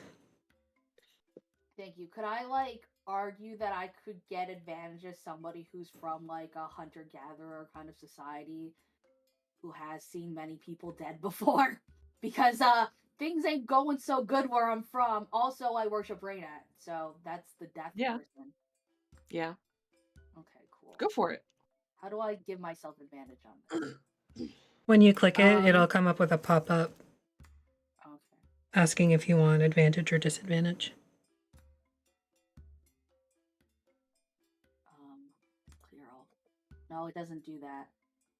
I'll just roll it twice and add a d4. Oh, yeah. I don't know how.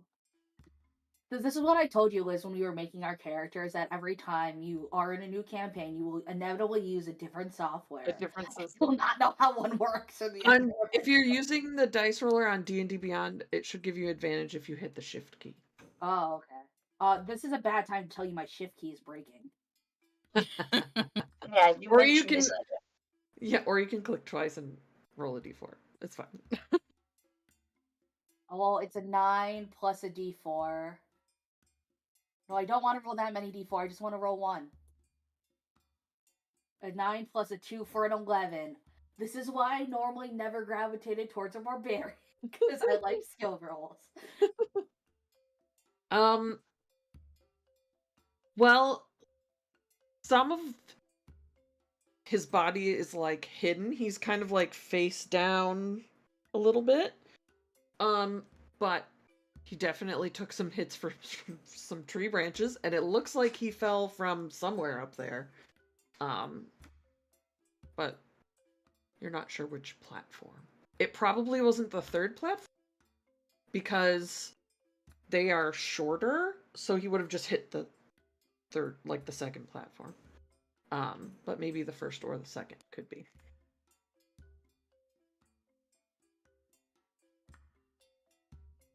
Well, Okay. are there any of the Griffin folk around? Yeah, Like they're nearby investigating? yeah, they're trying to figure out how this happened.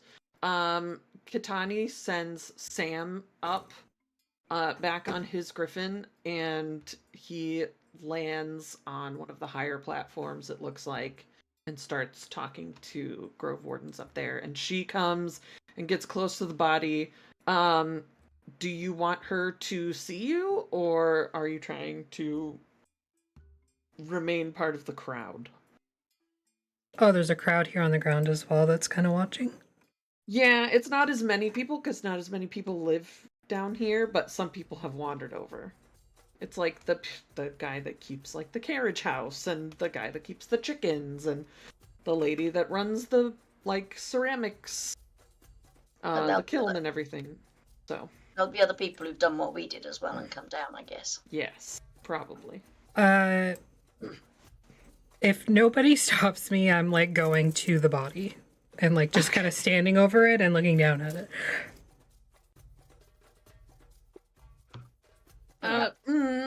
Well, but Katani like comes up to you and she's like, "What?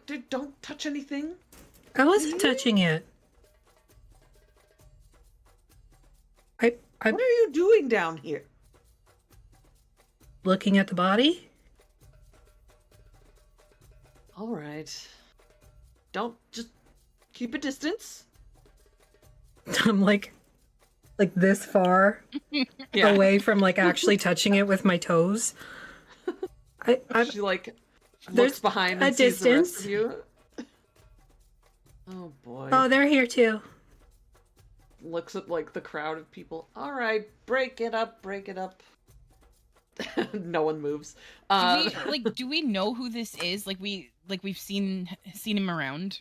Yeah, he's a nice guy, kind of tall and lanky, covered in like a rich, warm brown fur. And he weaves all kinds of like custom fabrics for anyone that might want something a little fancier to wear. He also makes just like normal fabrics, because there's a lot of natural fibers in the woods, so he's able to make a lot of different kinds of clothes. Sometimes he orders some in, but he's known for his intricate patterns and things that he weaves. As you're standing here, she kind of turns him over so that he's like not covered, like you can see the front of him. And what you see is the hand that was under his body is holding a scrap of fabric that's yellow, and it's got a pattern of like kind of distorted black swirls on it. They're like kind of wobbly looking. On Earth we might call it a little bit of a psychedelic pattern or something, but it's an interesting like pattern that maybe he was working on. His shirt is bloody, and underneath you see evidence of puncture wounds that are perfectly round. Like Right. bang marks? They look much bigger than that. Do I recognize the fabric? Ooh.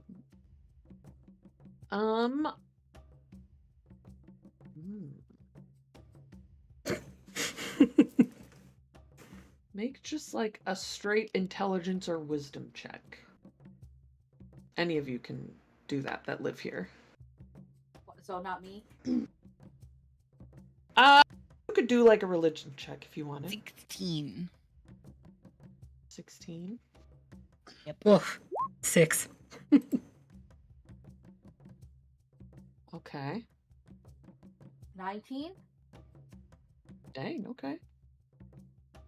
It called. Sorry, what am I doing? Just an intelligence or wisdom check. So the main stats at the top of your sheet, you can click on those. Oh yeah, yep.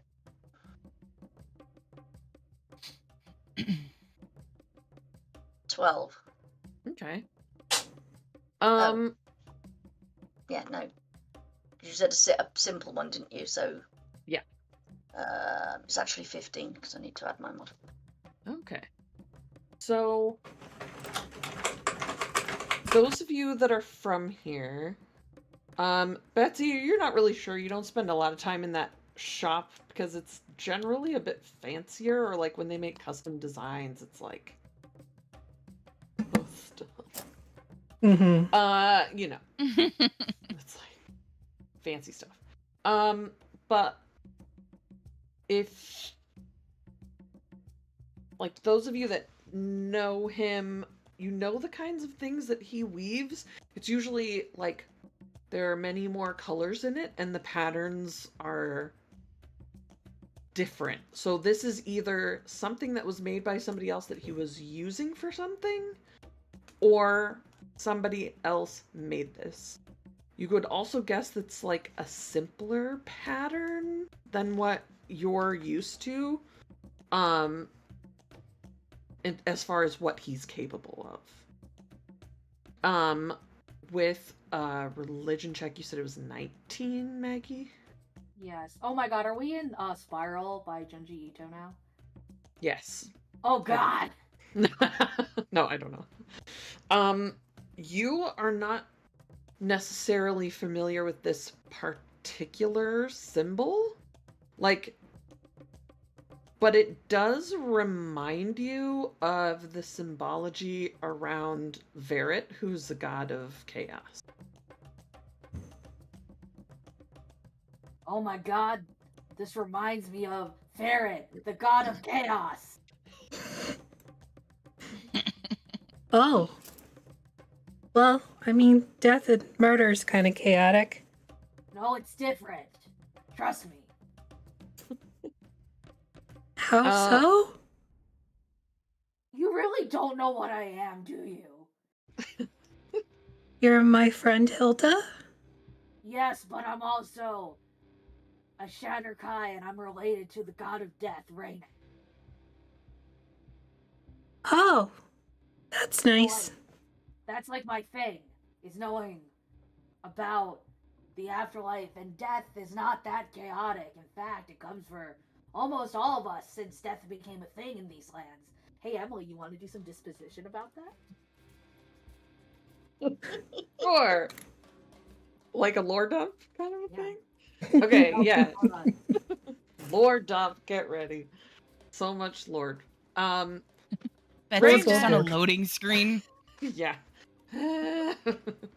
So Raynette is the goddess of darkness, death, sleep, rest, and travel. She's much more. She basically like invented death after the God Wars to keep people from being like living tortured lives. Essentially, like people were getting hurt, but they couldn't die, and so they were just like horrible pain for their lives. She basically invented death as a way to give people an out from that.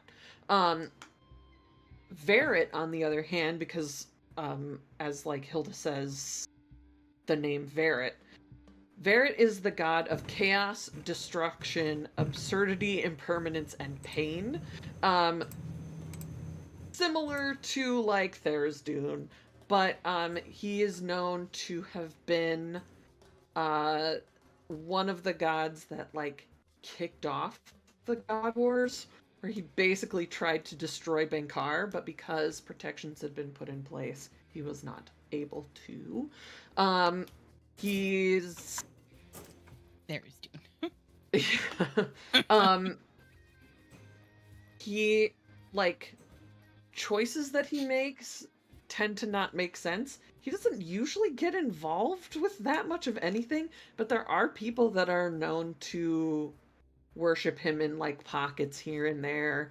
And there are some relics of the God Wars that that remain that are usually kept sealed away that have to do with Verret that basically kind of cause a person to break more often than not, and also make choices they wouldn't normally make.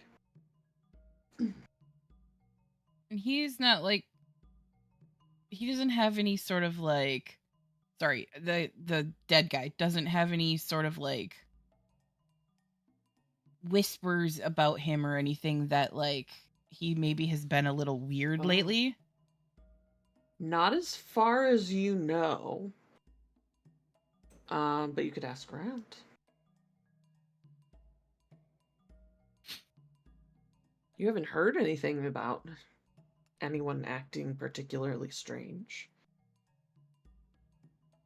Except for the new people that came into town and then immediately left. Yeah.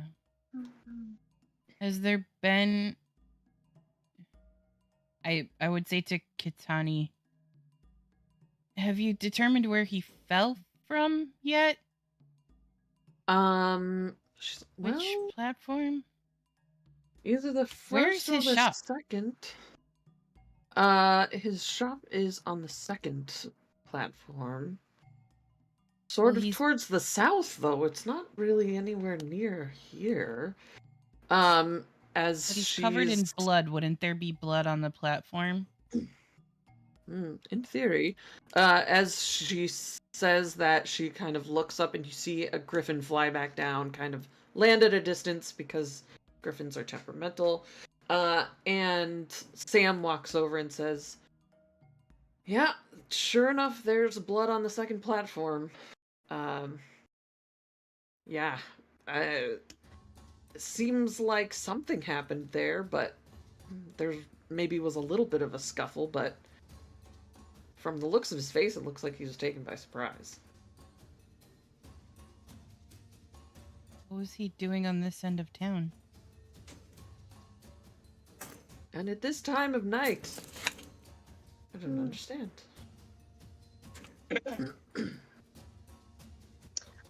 Rocket walks over and being very careful to make sure I'm not touching anything. She just takes a look just to see, and you hear her sort of say, "Oh, Frennick, you fool, what have you got yourself into this time?" And in a sort of a sort of sad voice. She does know him. Yeah. And Jane is just looking, particularly looking at the wounds. Oh, okay. Try and figure out if there's anything to be. I mean, because you described them as being perfectly round. Yeah. Yeah, you could make like a medicine or investigation check. Guidance. See if you can figure out a little bit more. Thank you.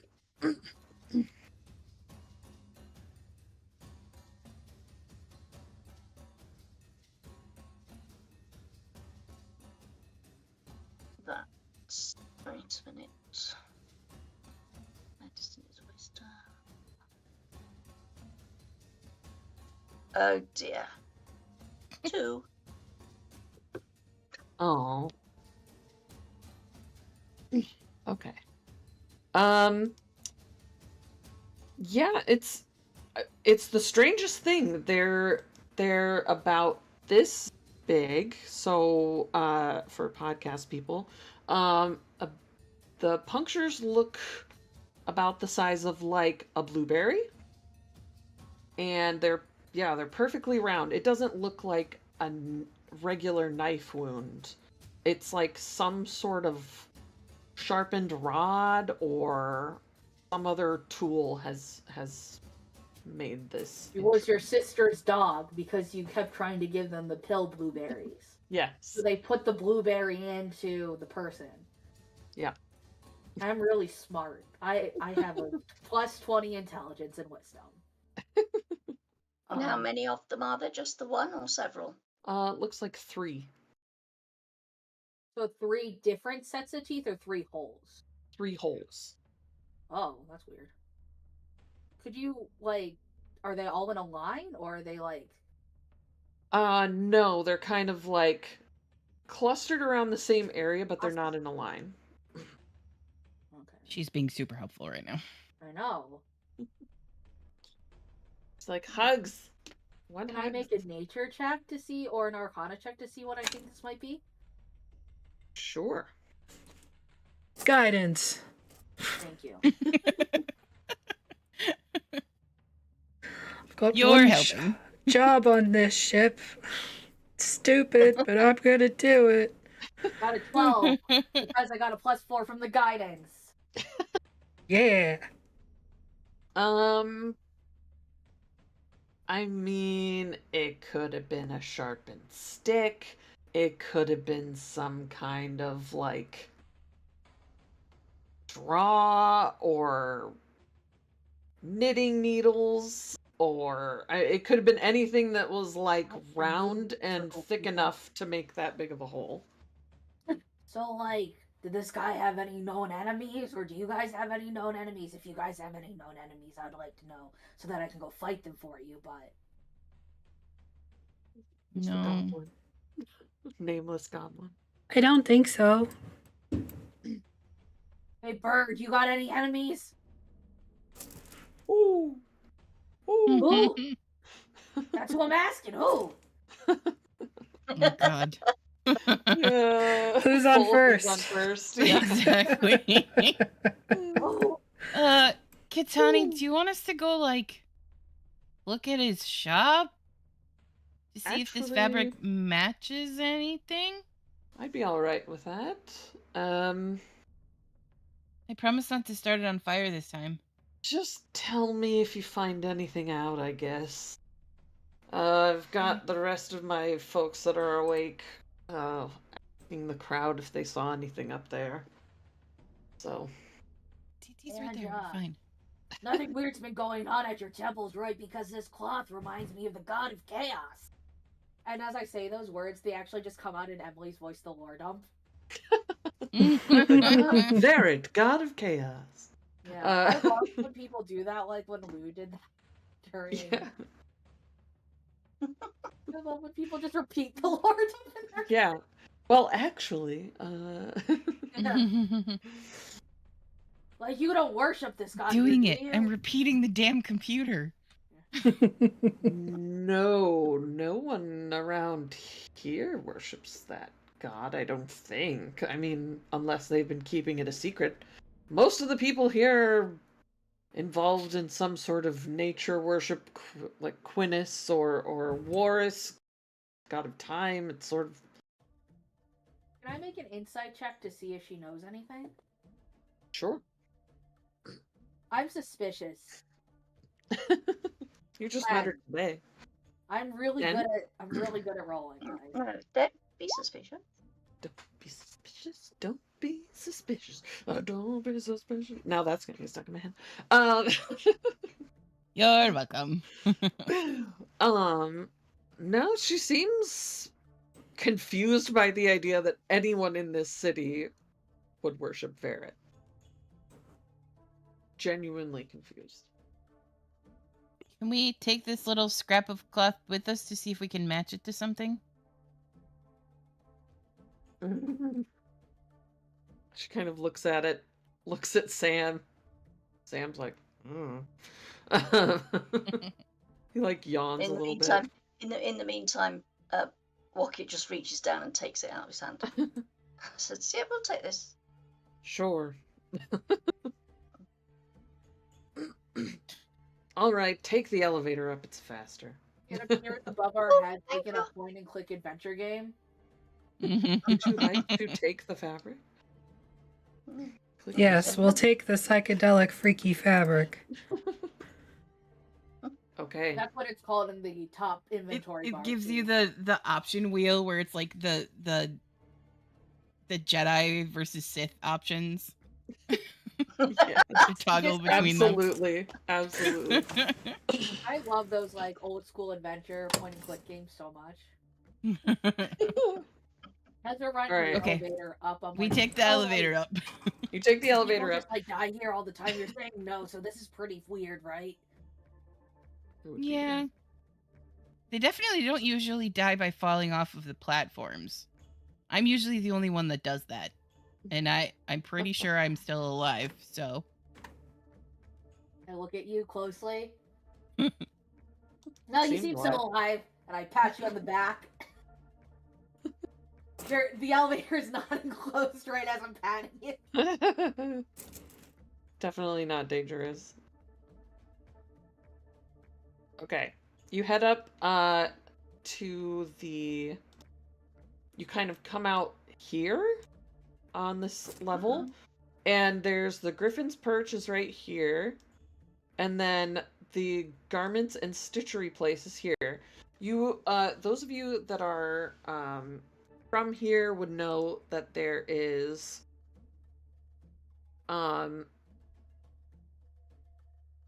there's two owners of this business. So the F is from Frennock, and the A is, if I can find his name, Astigan. He is a tailor. So Frennock usually like weaves like custom fabrics. Is very skilled at doing that, and Astigan makes them into clothes. Obviously, like the lights are on in this building, and but you didn't see like Astigan anywhere out there, so you can knock or just go ahead in if you want. I knock. You hear kind of it sounds like somebody trips over something. Maybe they're still half asleep, who knows. And Astigan walks to the door, opens it. Ah, yes, hello. No. We're not really open. I don't think Frennock is even here. I'm not That's really because he's sure. dead. What? No. He was just here. He was working on something. Yeah, he's No, dead.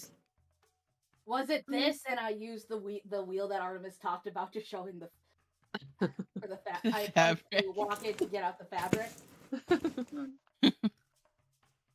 He Maybe we let fell it. or something. We're not really sure. Mm, He got into a scuffle. Well, let's just go inside and just not have this conversation on the doorstep. yeah, okay. I'll make some tea. And he like starts wandering towards some kind of like kitchen. Looks like some of you've probably been in this shop before, but for Hilda it would be new. You kind of go in this door, and on one side there's like a large loom and a couple smaller looms, and there's a bunch of different like fancy elaborate like fabrics being in the process of being made. And then there's a door that's probably to his like living quarters or something. And then off to the left side, you see there's like work tables, sewing equipment, scissors, bolts of other kinds of fabric and leathers, and there's another door that's probably Astigan's home. He starts making some tea. I don't know. You said he's for sure dead. Very You dead. sure? Yes, Oh dear. afraid so. Yes, That's yes. not Has good. he gotten into any arguments with anybody lately? No, no. Not that I can think of. He was working on some interesting projects, and he kind of waves over, and none of the fabrics that are on the looms and the different like weaving apparatus around seem to have any kind of yellow and black, except maybe as like an accent, but it seems like Brennick doesn't use black thread very much. He uses a lot of different colors, more subtle, kind of soft, natural colors. So this is the fabric that you have is definitely unusual. Do you mind if we have a little look around, Mastigan?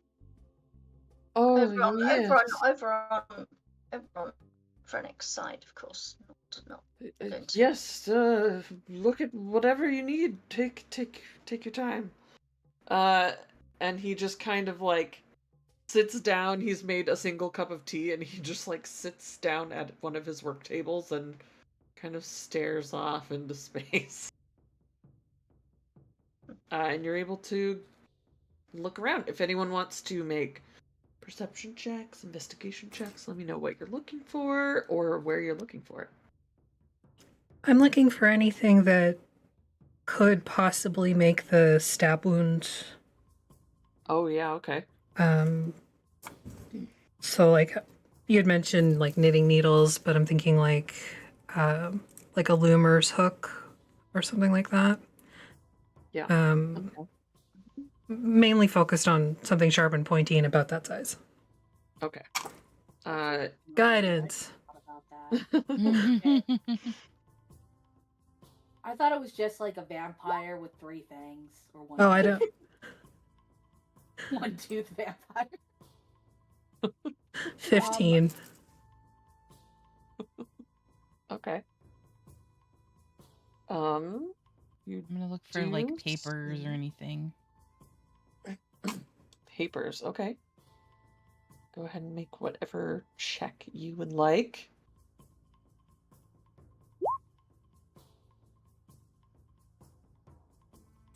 Nice, okay.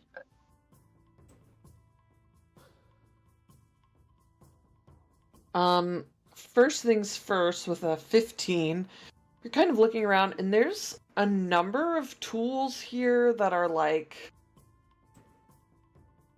big enough and sharp enough that they could do some damage. Like, you notice that like Astigan has several pairs of scissors, but obviously they're not like round.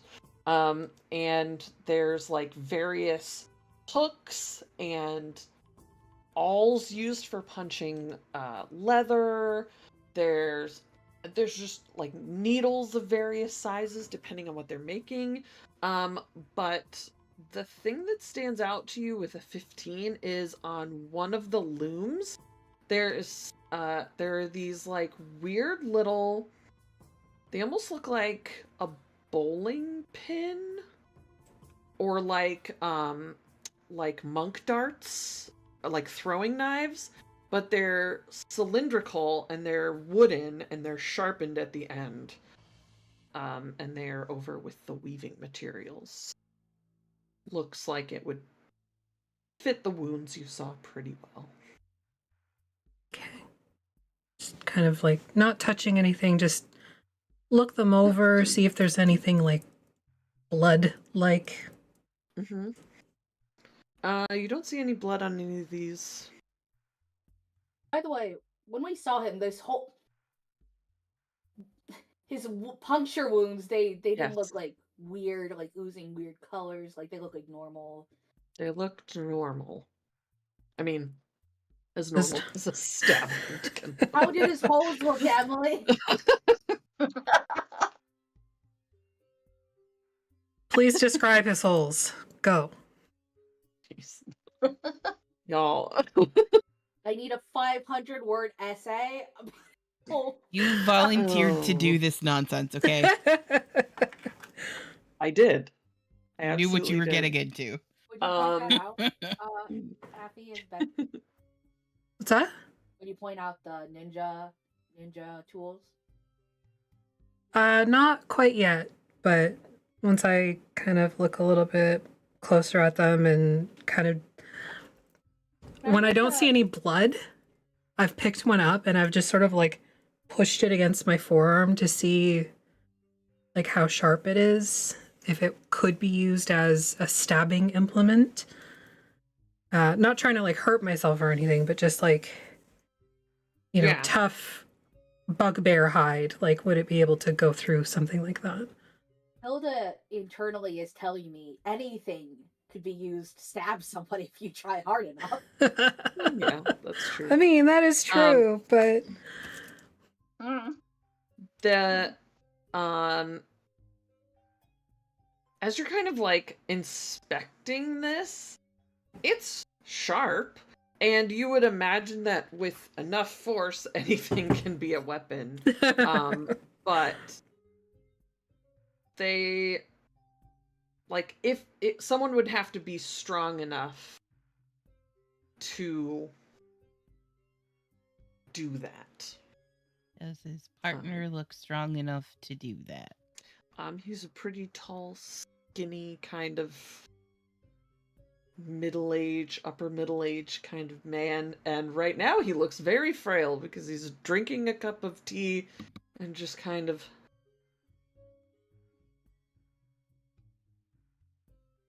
staring off into space. Wocket goes over and sort of pats him gently on the shoulder and tries to be sympathetic and says, I realise this will be difficult, but I wonder, can you think of anything that might have been happening recently that out of the ordinary? Anything that we might find useful to know? We just bought some new supplies. And he kind of looks around the shop. There's like brand new like bundles of like wool. There's stuff that's like waiting to be dyed.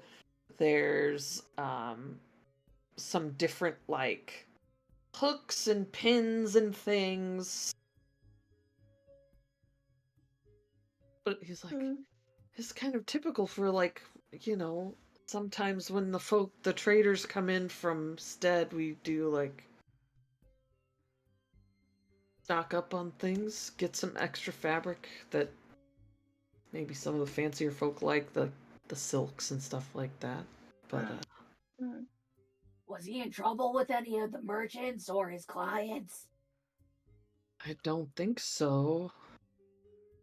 As like you ask that question, and Firali is looking for papers, like you're looking over invoices.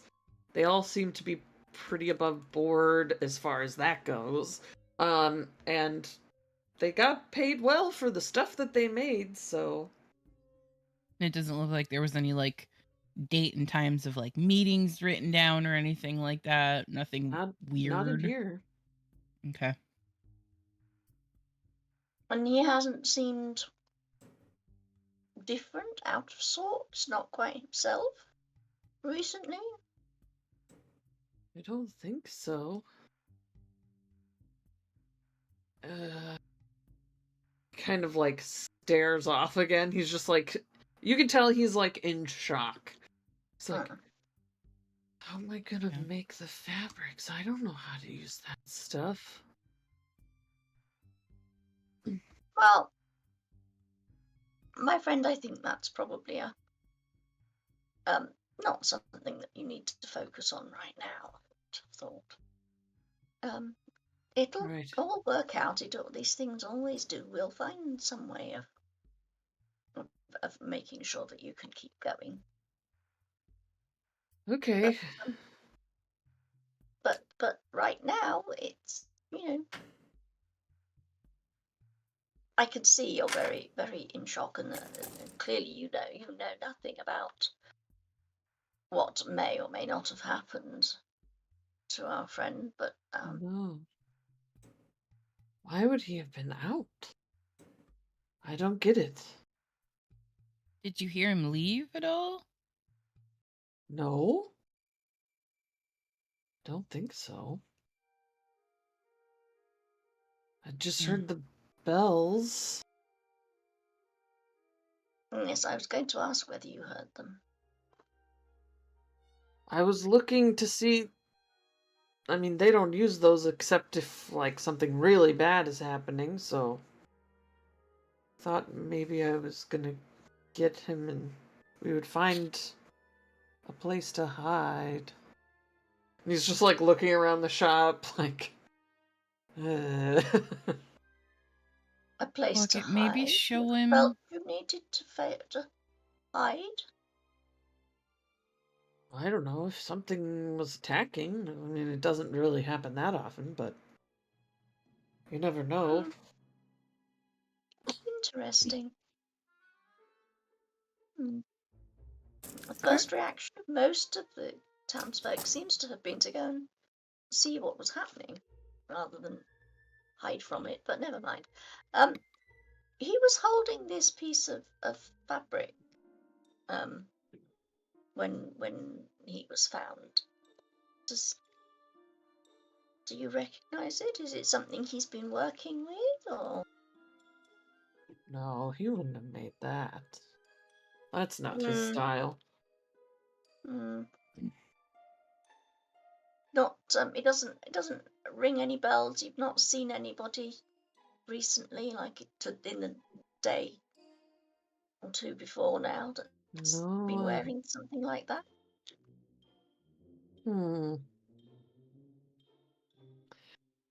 The spiral kind of seems familiar, but I don't know why.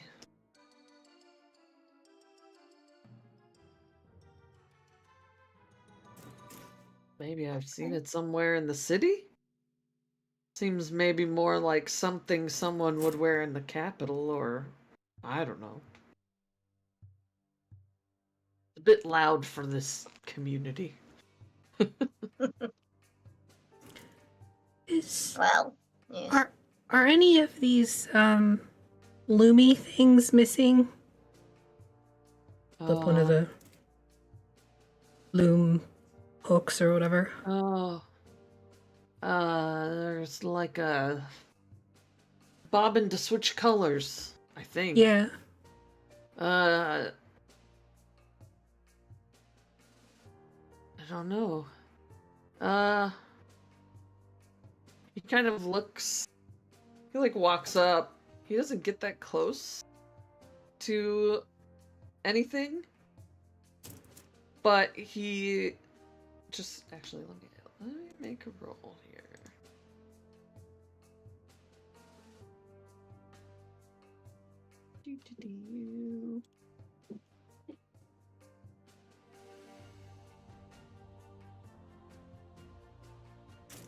He kind of looks, and you see he, like, points and he goes, down in that left side there, there's a thread that's loose. And you see, like, the other ones that are hanging on the loom, they've got, like, the thinner part, they've got, like, fabric wound around them, and they're used to, like, switch colors out to make the different patterns. And there's one that's just got, like, a loose thread.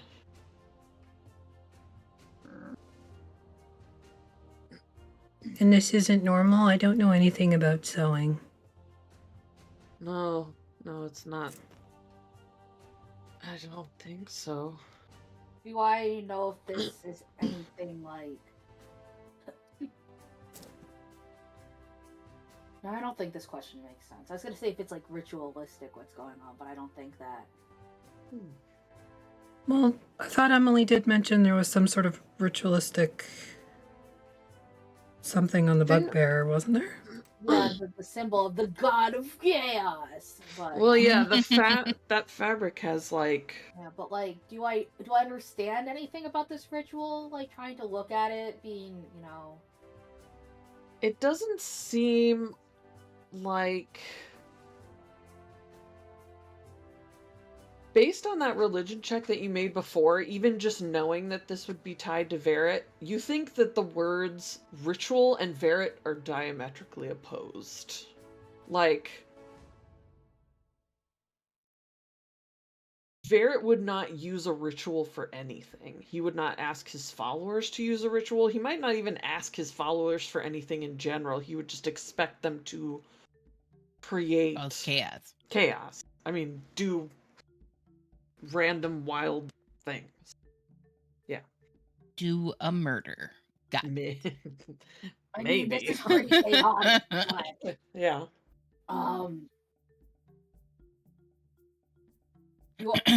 what god did this guy worship?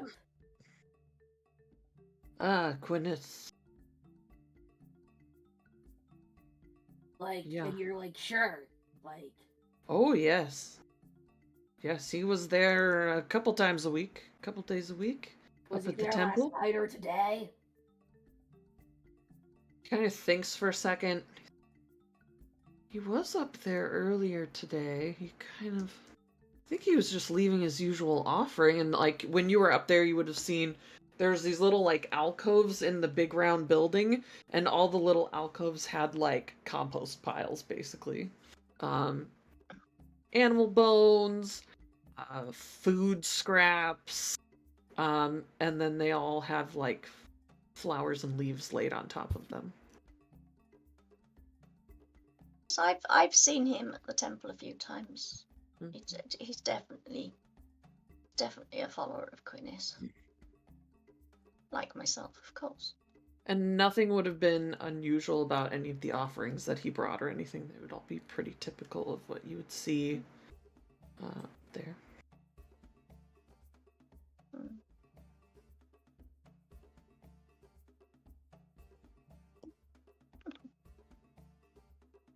The god of Take recycling. anything you need if you need to show examples or anything.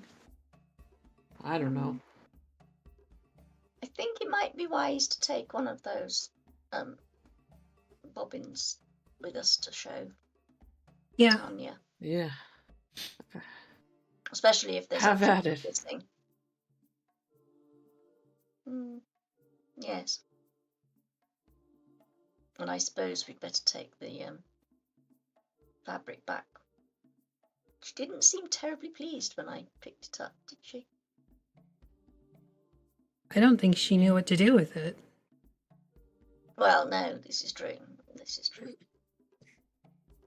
But maybe they have like tracker dogs or something. Possibly. Could we, before we go though, perhaps it might be worth having a little look in that door, because if I remember correctly, you have your own sort of bedroomy living quarters on either side. Might be worth going to have a Yeah. quick look in his room, just to be Uh. on the safe side that we haven't missed anything. Yeah, sure. Go ahead. I think he usually kept it open. Yeah, you can go in there. Feel free to make an investigation check. Guidance. Thank you. I knew it was coming. Remind me what guidance. It's I an have to extra do. extra D4. Okay. So I am making Pasta.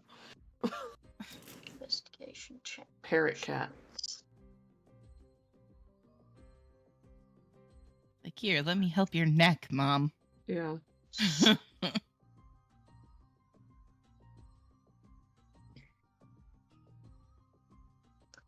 A 10. Okay.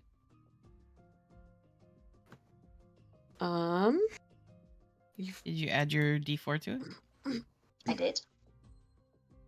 So you go into this room, and you see, because he's a bugbear, so he's extremely tall. So there's a long bed. There's a couple of tables in here, and a nice like oversized like stuffed armchair that looks really nice with some books by it. And there's like there's like a ledger book that's separate from like the invoices, and the ledger book has like a list of all the things that they bought when the traders came through. And you see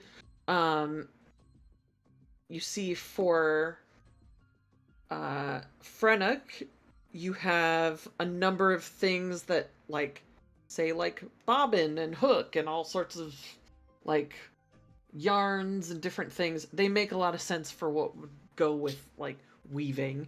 And you see a couple of bolts of fabric, and there's some like a new pair of scissors, a couple of packs of needles and things of different sizes, some couple of dyes, and then under Astigan's name, you also see pendant.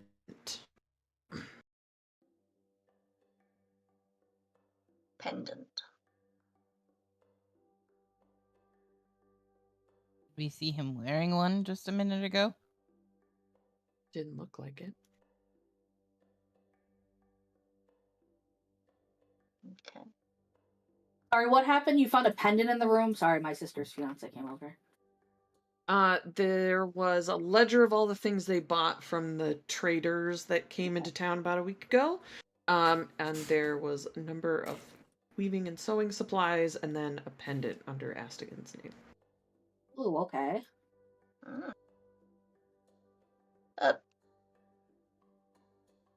Rocket goes and just ruffles through the other books just in case there's something stuck inside them.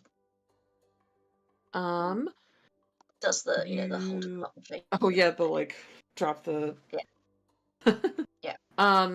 Nothing falls out except a placeholder. Can I check like Bookmark. under his mattress? You know, like people always stuff under there. Mm-hmm. Sure. Mm-hmm.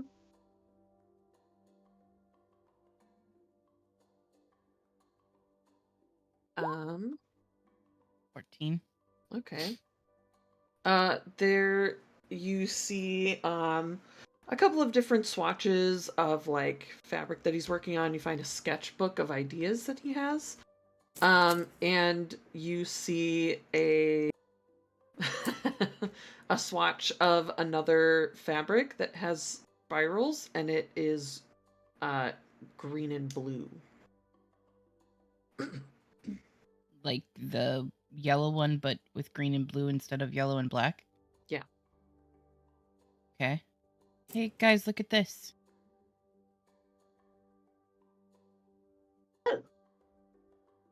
Oh, I say, that's interesting. Does it look like it matches up how it's torn, or is it torn, or? Is there anything in the sketchbook either? You don't see any patterns in the sketchbook that look like this. You just see it's like a little swatch, like maybe someone made it on a small like test loom, which you would have seen a couple of those in the previous room. And it looks like he planned out his patterns on like teeny tiny little testers, and then he would make them on like the big looms. So it looks like someone made this. It's a little bit sloppier than the black and yellow one, and it's different colors. Like it could have been done by, say, like a new weaver? Maybe like an apprentice or someone learning, someone trying something out. But as far as you know, he didn't have any apprentice, at least not that you've heard in the last like week.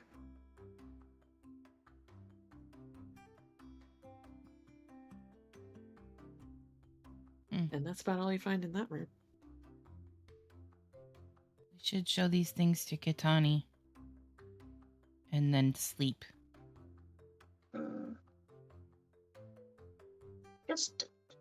I feel like we should investigate the temple too. Maybe in the morning? Yeah, maybe. when the light's up and we can see better. I see fine. Yeah. I see fine too, but I'm still drunk. You didn't even get their strongest alcohol. It was strong enough for me. As we walk out into the front room again, Wocket just takes a close look at Astigan to see if that pendant is obvious. Okay. Make a perception check. Guidance.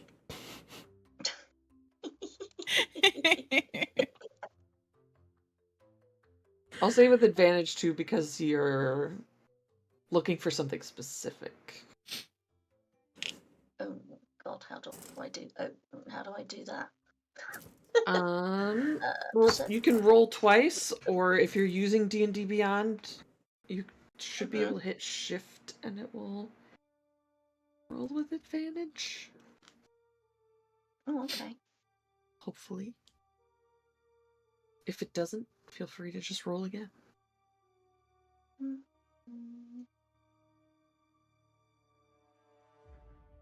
Which one am I doing? Perception. Yeah. That's wisdom, which is that one there. Plus That's a wisdom D4. check, not perception check. Oh, phooey. Forget that. If you look at the long list that has like things in alphabetical order, it'll be probably closer to the bottom. I got it. Plus a d4. Yeah. Which got me a whole 1. So a dirty 20. Dang, okay. As you are walking out, you see, you're like looking for a pendant and you don't see anything around his neck. And he's like, he looks like he's woken up. He's got like pajamas with like a robe over it. And like you can see his neck pretty clearly, like it's open like this. And you don't see a necklace or a pendant there. And so you're a little bit like, huh. And then as you're like staring at him, you see he's holding something in his hand with like, there's like a leather cord that's wrapped around his wrist a couple times, and he's like rubbing it.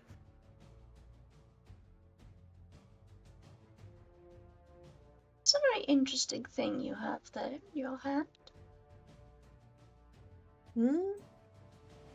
Oh, The thing you're rubbing looks like it might be very pretty. Yeah, it's just a little pendant they had, just a trinket. Any particular purpose for it? I mean, you look as though you're using it to try and help keep yourself calm. Yeah, it's very smooth. He's like rubbing it still with his fingers like this.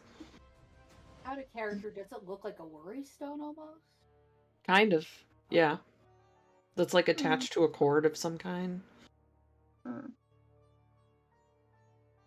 May I just have a little look? And she puts her hand out, so trying to encourage you to do the same with your hand, not keep it hidden. Trying to, could I just... Make a persuasion check with disadvantage. Guidance.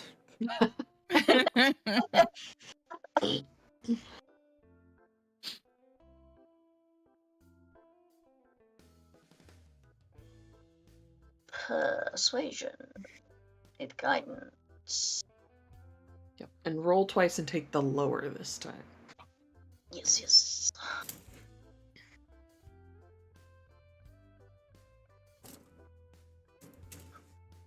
So 10.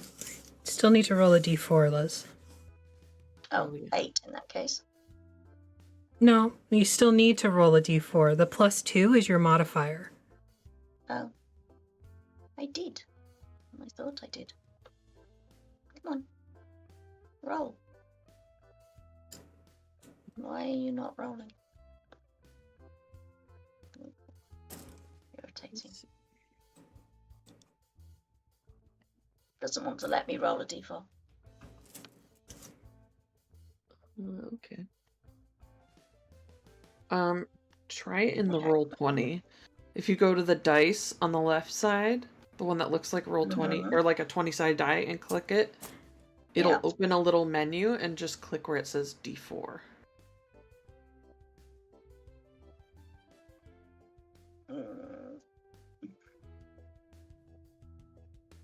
If you can see it. No. Doesn't want to play. Oh, wait a minute. Is it that? No. Hang on.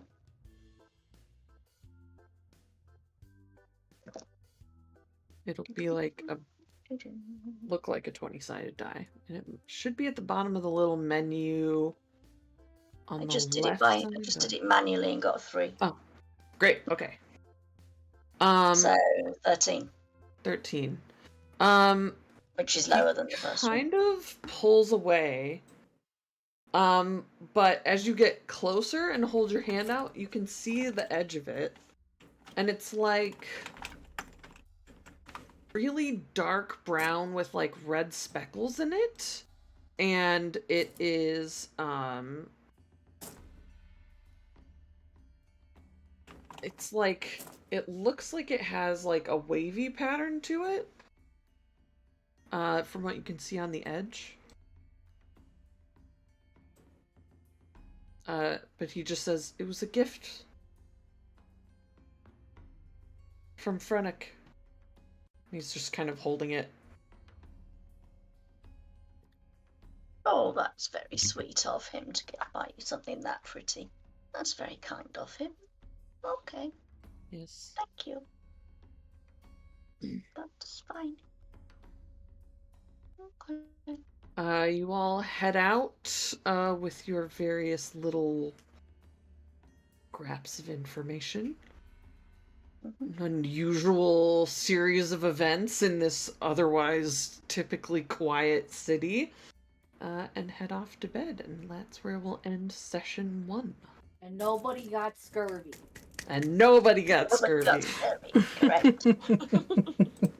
Only Good like job, a person died. Okay, nobody got scurvy. Good. Good. That is our benchmark. Yep. No one got As scurvy. long as no one gets scurvy. And it's only all an fine. NPC died.